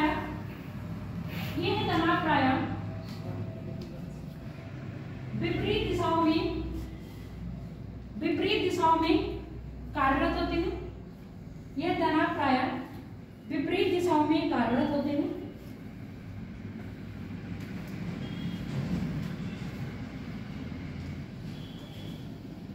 यह तनाव प्राय विपरीत दिशाओं में कार्यरत होते हैं, जिसके परिणाम स्वरूप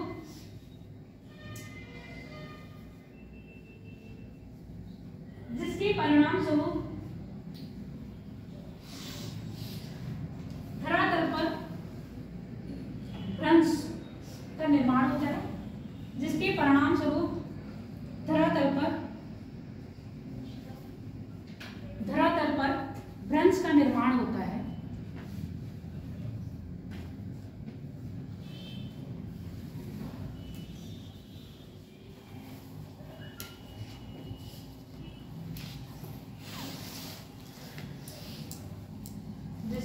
परिणाम स्वरूप धरातल पर भ्रंश का निर्माण होता है। भ्रंश यानी कि फॉल्ट। अब लिख दो भ्रंश के प्रकार। भ्रंश के प्रकार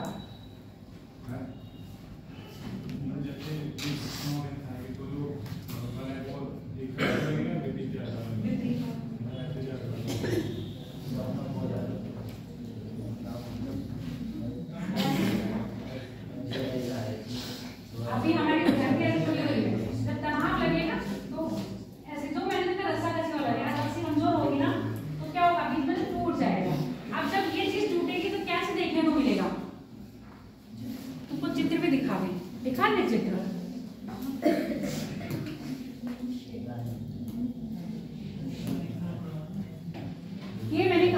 ये हमारी क्या है, धरातल बिल्कुल सेम है। जब इस पे तनाव लग रहा है, तनाव विपरीत दिशा में है या इधर और इधर।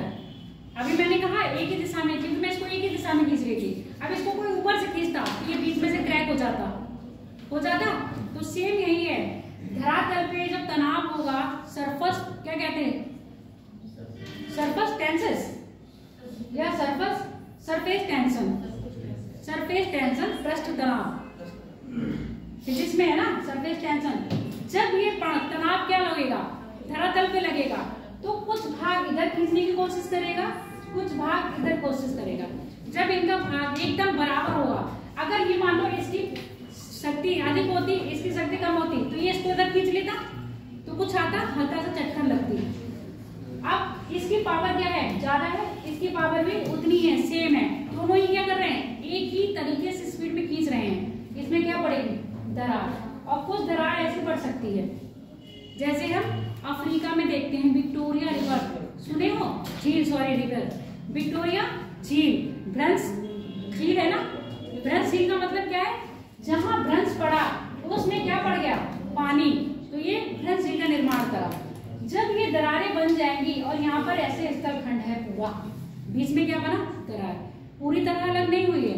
अब ये दरार ऐसे होगी तो इसको क्या कहेंगे, रिफ्ट वैली। ठीक, अब ये अगर दरार ऐसे होगी तो इसको कहेंगे रैम वैली। समझ में आ गया, रिफ्ट वैली। जब दरार कैसे पड़ेगी, वी आकार की, तो रिफ्ट वैली बनेगा। जब दरार कैसी होगी, चौड़ी होगी, तब आपकी रैम वैली बनेगी। तो भ्रंश से दो प्रकार के बनते हैं, रिफ्ट वैली और रैम वैली। अब यहाँ पर जो तनाव के प्रकार दे रखे हैं कि तनाव कौन कौन से प्रकार से लगता है, जरूरी नहीं है तनाव इसी प्रकार से लगे जिस प्रकार से हमने बताया, तनाव और प्रकार से भी लगता है। ये जो आपको दिखाया गया है नॉर्मल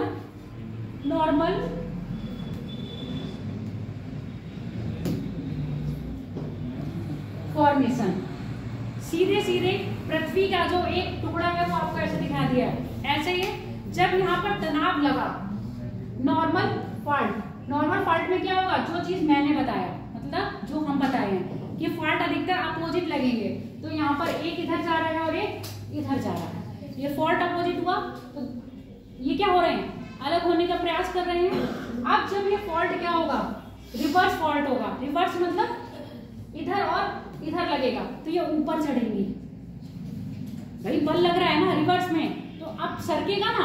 जब आप कोई चीज दो टुकड़े रखो, दो पासे रखो या दो ऐसी चीज रखो, जब उन पे फोर्स लगाओ, तो जहां फोर्स अधिक होगा वो चीज ऊपर चढ़ेगा, और जिसमें फोर्स कम होगा वो नीचे। फोर्स तो दोनों तरफ से लग रहा है ना, पर फोर्स की पावर क्या हो रही है, ज्यादा और कम हो रही है।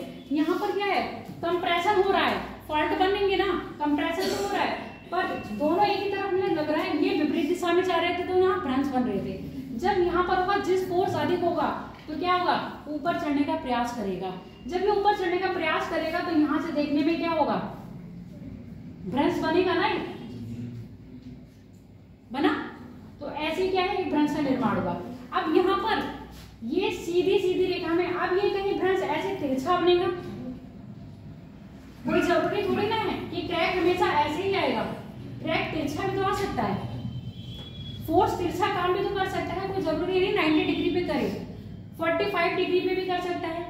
अगर ये 45 डिग्री पर फॉल्ट काम करेगा तब ये ऊपर नीचे सरकेंगे, कंप्रेशन यहाँ भी लग रहा है ना, तनाव आ रहा है, ये इसके ऊपर चढ़ेगा और ये इसके नीचे जाएगा, तब भी क्या बनेंगे आपके, इधर से देखने में भ्रंश बन जाएगा और इधर से देखने में ऊंचा दिखेगा। आई बात समझ या नहीं। तीसरा, अब जब क्या होगा, आगे पीछे यानी कि ऐसे ऐसे, तब भी क्या बनेंगे आपके, भ्रंश। प्लेट की गति, जब आप प्लेट की गति सुने, डाइवर्जन, कन्वर्जन और फॉर्मेशन, रूपांतरण, तो ऐसे ऐसे प्लेटें क्या कर रही हैं, आगे पीछे मूव कर रही हैं। तो यहाँ पर जब फोर्स कैसा लगेगा, आगे पीछे लगेगा, तब भी क्या बनेंगे, यहाँ पर आपके भ्रंशों का निर्माण हो जाएगा। दरार भी पड़ सकती है, कोई जरूरी भ्रंश ही बने, यहाँ पर दरारें भी बन जाएंगे। कभी कभी देखो यहाँ पर भी क्या बनेगा, क्रैक्स बनेंगे, पर यहाँ पर क्या बनेगा, कुछ निर्माण होगा। क्लियर। अगला देखो, ये हो गया। ये क्या है, जब कंप्रेशन क्या होगा, सेम दिशा में लगेगा, तो यहाँ पर हो सकता है ये टूटे ही नहीं, मुड़कर क्या हो जाएगा, यहाँ पर हो सकता है ऊपर ना उठ के नीचे चला जाए, तो यहाँ क्या हो गया, डाउनवर्ड। क्लियर हो गया या नहीं?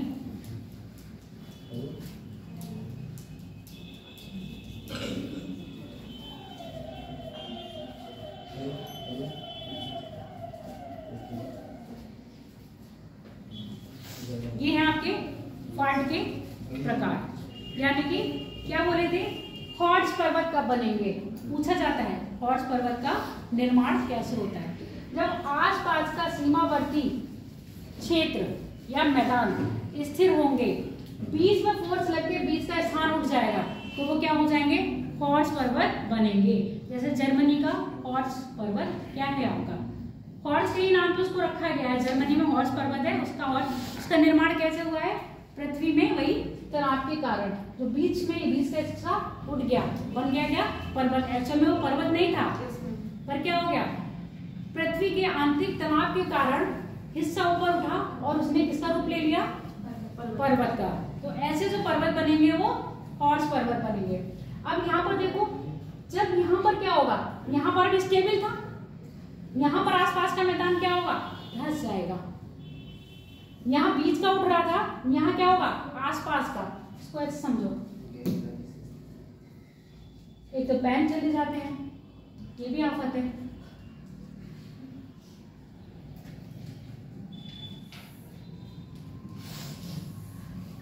ये बनाया, अब यहाँ फोर्स लग रहा है, यहाँ फोर्स नहीं लग रहा। जब यहाँ फोर्स लगेगा तो ये चीज उठी, ये जो बने उसको हम कह रहे हैं हॉर्स पर्वत। अब यहाँ फोर्स लगा और यहाँ फोर्स लगा, तो यहाँ फोर्स अभी नीचे से नहीं लगा, यहाँ फोर्स कैसे लगा, ऊपर से लगा। तो ये वाला मैं नीचे क्या होगा, ये नीचे दब जाएंगे दोनों। जब ये नीचे दब गए तो क्या बन गया, पर्वत बना। तब भी क्या बन गया आपका, हॉर्स पर्वत। इसको ब्लॉक पर्वत भी कहते हैं। बने कि नहीं, सॉरी हॉर्स, यानी कि उठ गया, या बीच का उठेगा तब भी हॉर्स बनेंगे, आसपास के दबेंगे और बीच का उठा रहेगा तब भी क्या बनेंगे, हॉर्स पर्वत।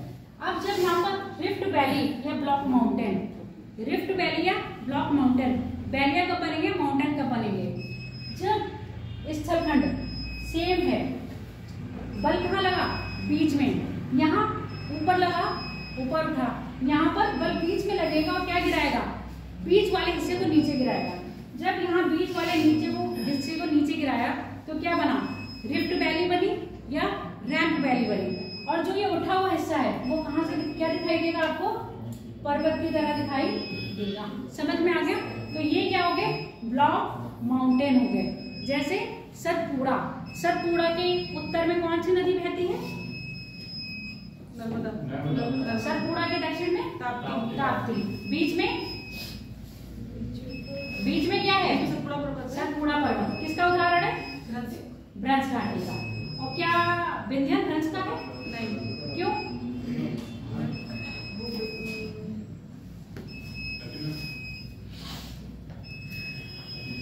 विंध्यन किसका उदाहरण है, बताओ, विंध्यन कौन से पर्वत का उदाहरण है,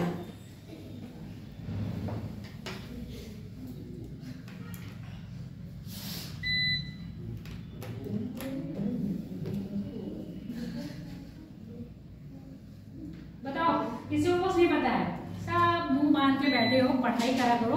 विंध्यन अपशिष्ट पर्वत का उदाहरण है। ये चीज समझ में आई या नहीं, हॉर्स पर्वत कब बनेंगे, ब्लॉक पर्वत कब बनेंगे। ब्लैक फॉरेस्ट कौन से पर्वत का उदाहरण है, ब्लैक फॉरेस्ट कौन से पर्वत का उदाहरण है,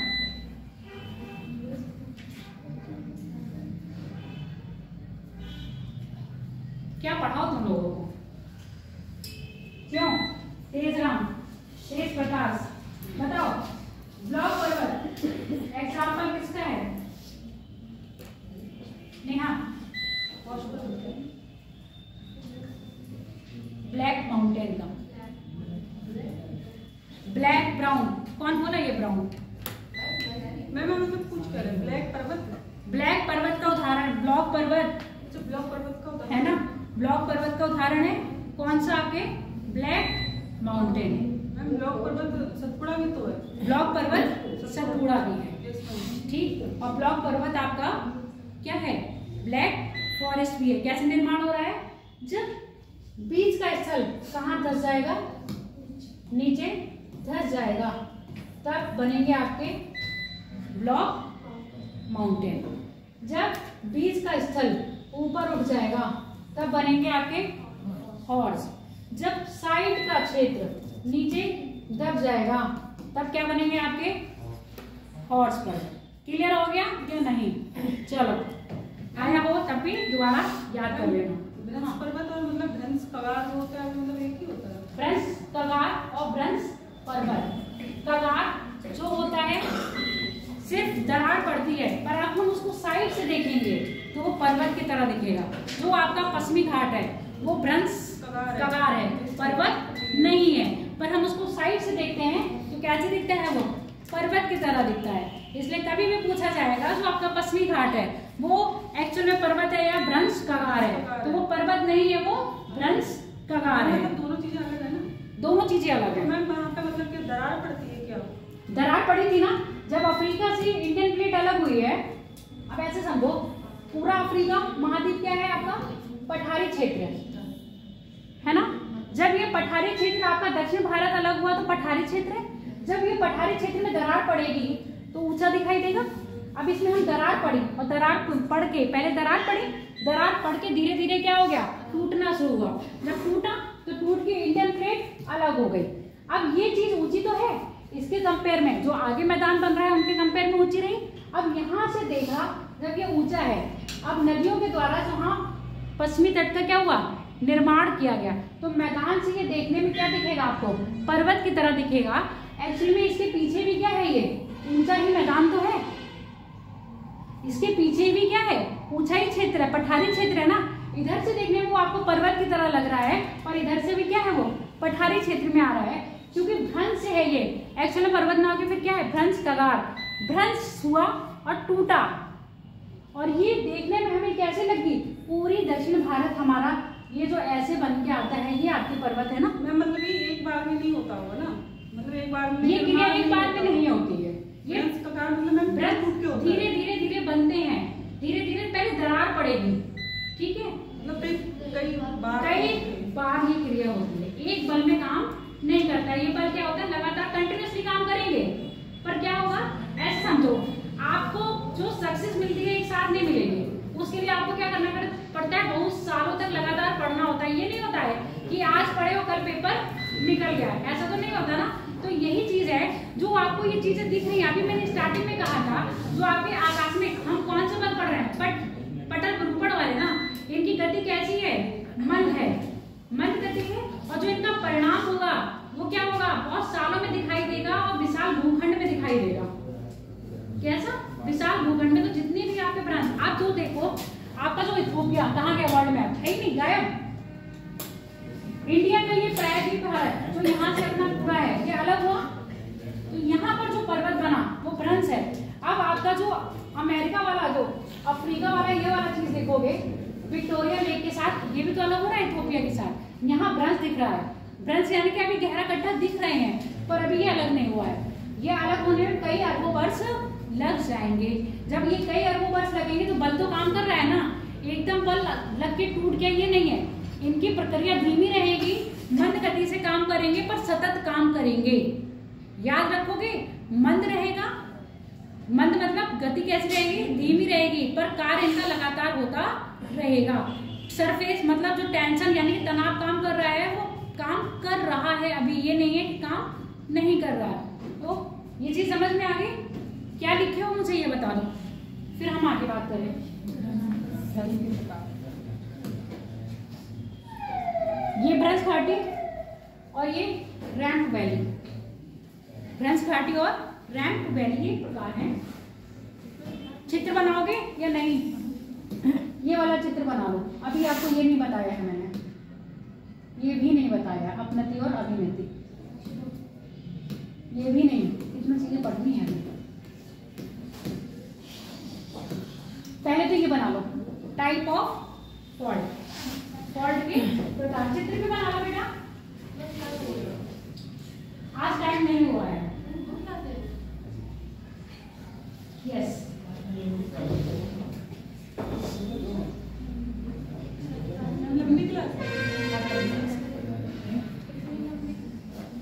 कितनी लंबी? सर आ गए? अच्छा, कितने लिख के आ गए? आ गए? मुझे कहा गया था कि 11 तक लेनी है। फिलहाल चित्र बना लो, सर आगे तो कोई दिक्कत नहीं है। ये बना लो, इसके आगे हम कल करवा लेंगे।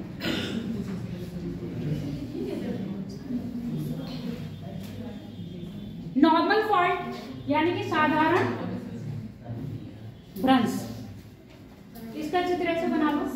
फिर रिवर्स फॉल्ट यानी कि विपरीत, क्या कहेंगे इसको? विपरीत भ्रंश। विपरीत भ्रंश चित्र बनाते जाओ। ये चित्र कैसे बनेंगे नेहा? तुम ऐसे बात करोगे, कुछ नहीं करना है, तुम कहोगी। अगर मैं अपने आप से बना के दिखाऊंगी तो हम लोग को चित्र समझ नहीं आते, इसलिए मैं ये चित्र ऐसे ले आती हूँ। नॉर्मल तो इन्होंने ऐसे दिखाया है, नॉर्मल हमारा सरफेस है, आप ऐसे दिखाओगे। जब यहाँ पर फॉल्ट काम करने लगेंगे तो नॉर्मल फॉल्ट में क्या होगा कि क्या मेरा कपड़ा टच हो जाता है इससे, यहाँ पर एक दरार सी ऐसे दिखा दो, एक क्रैक ऐसे दिखाना, बस ठीक। अब ये दिखाओगे इधर लग रहा है और ये इधर लग रहा है। जब काम करेंगे तो थोड़ा सा नीचे खिसकेगा या ऊपर जाएगा, तो यहाँ पर आप सीधे ऐसे कर देना, इसको इस तरह से दिखा देना। क्लियर हो गया? इन्होंने यहाँ पर गैप नहीं दिखाया, आप इसमें गैप दिखा दीजिए।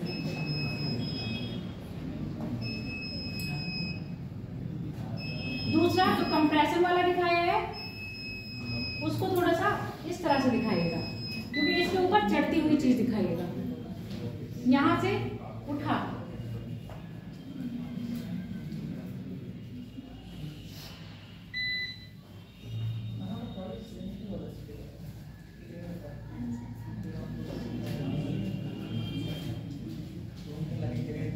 घुमाते फिर बना लो।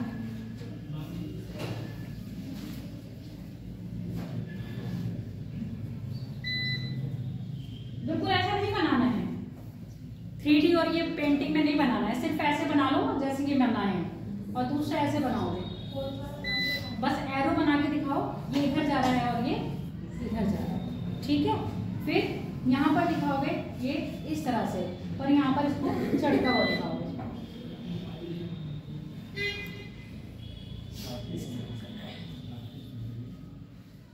और जहां पर आप दरार दिखाएंगे ना, तो वहां पर थोड़ा सा ऐसे इस तरह से करिएगा। समझ में आ गया? जहां दरार दिखाओगे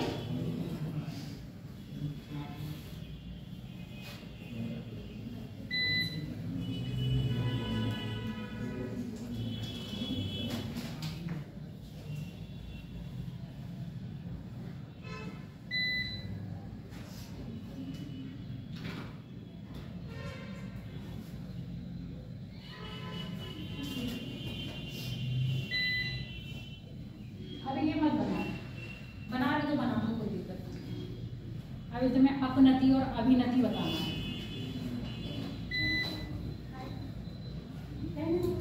उसी में नाम आता है, पर्वत बनेंगे ना, कल बलित पर्वत बनाएंगे तब उसमें अपनति और अभिनति आएगा। Symmetric, asymmetric, आइसोसिमेट्रिक।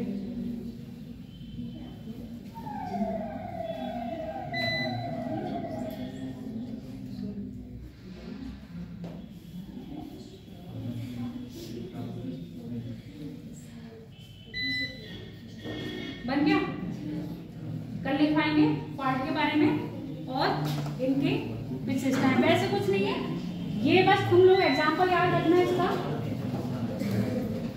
ये वाला और बना लो, ये वाला और बना लो, लिखवाएंगे कल इनके हॉर्स और ब्लॉक, हॉर्स माउंटेन और ब्लॉक। ये वाला चित्र और बना लो और लिख लो हॉर्स और ब्लॉक। ये स्टेज पगला रहा है यार, कल इसका पेपर बहुत अच्छा हो गया है ना, इसीलिए।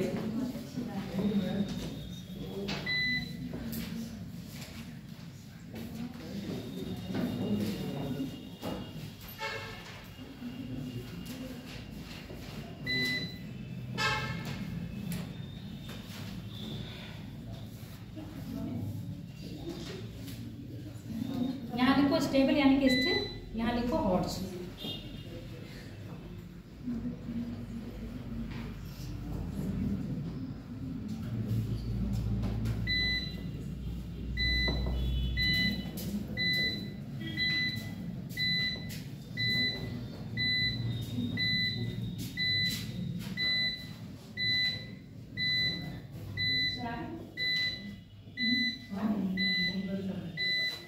इनको भैया बता दिया करो कौन से टीचर्स लेंगे क्लास, बड़ी दिक्कत रहती है लोगों को। यहाँ पर क्या करेंगे, वो उठा रहे हो, यहाँ से कर रहे हो या नीचे गिरा उसको, एरो बनाओ, समझ रही हो? ये बल फोर्स काम करा नीचे की ओर, ये नीचे गिर गए, ये बन गया हॉर्स। ये बल काम करा ऊपर की ओर, जो ऊपर हो गए, ऐसे एरो बनाया करो।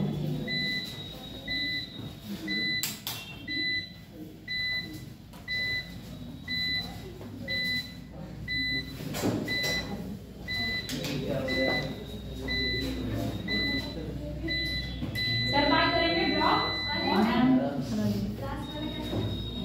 लास्ट वाला कैसे था, कुछ नहीं करना है।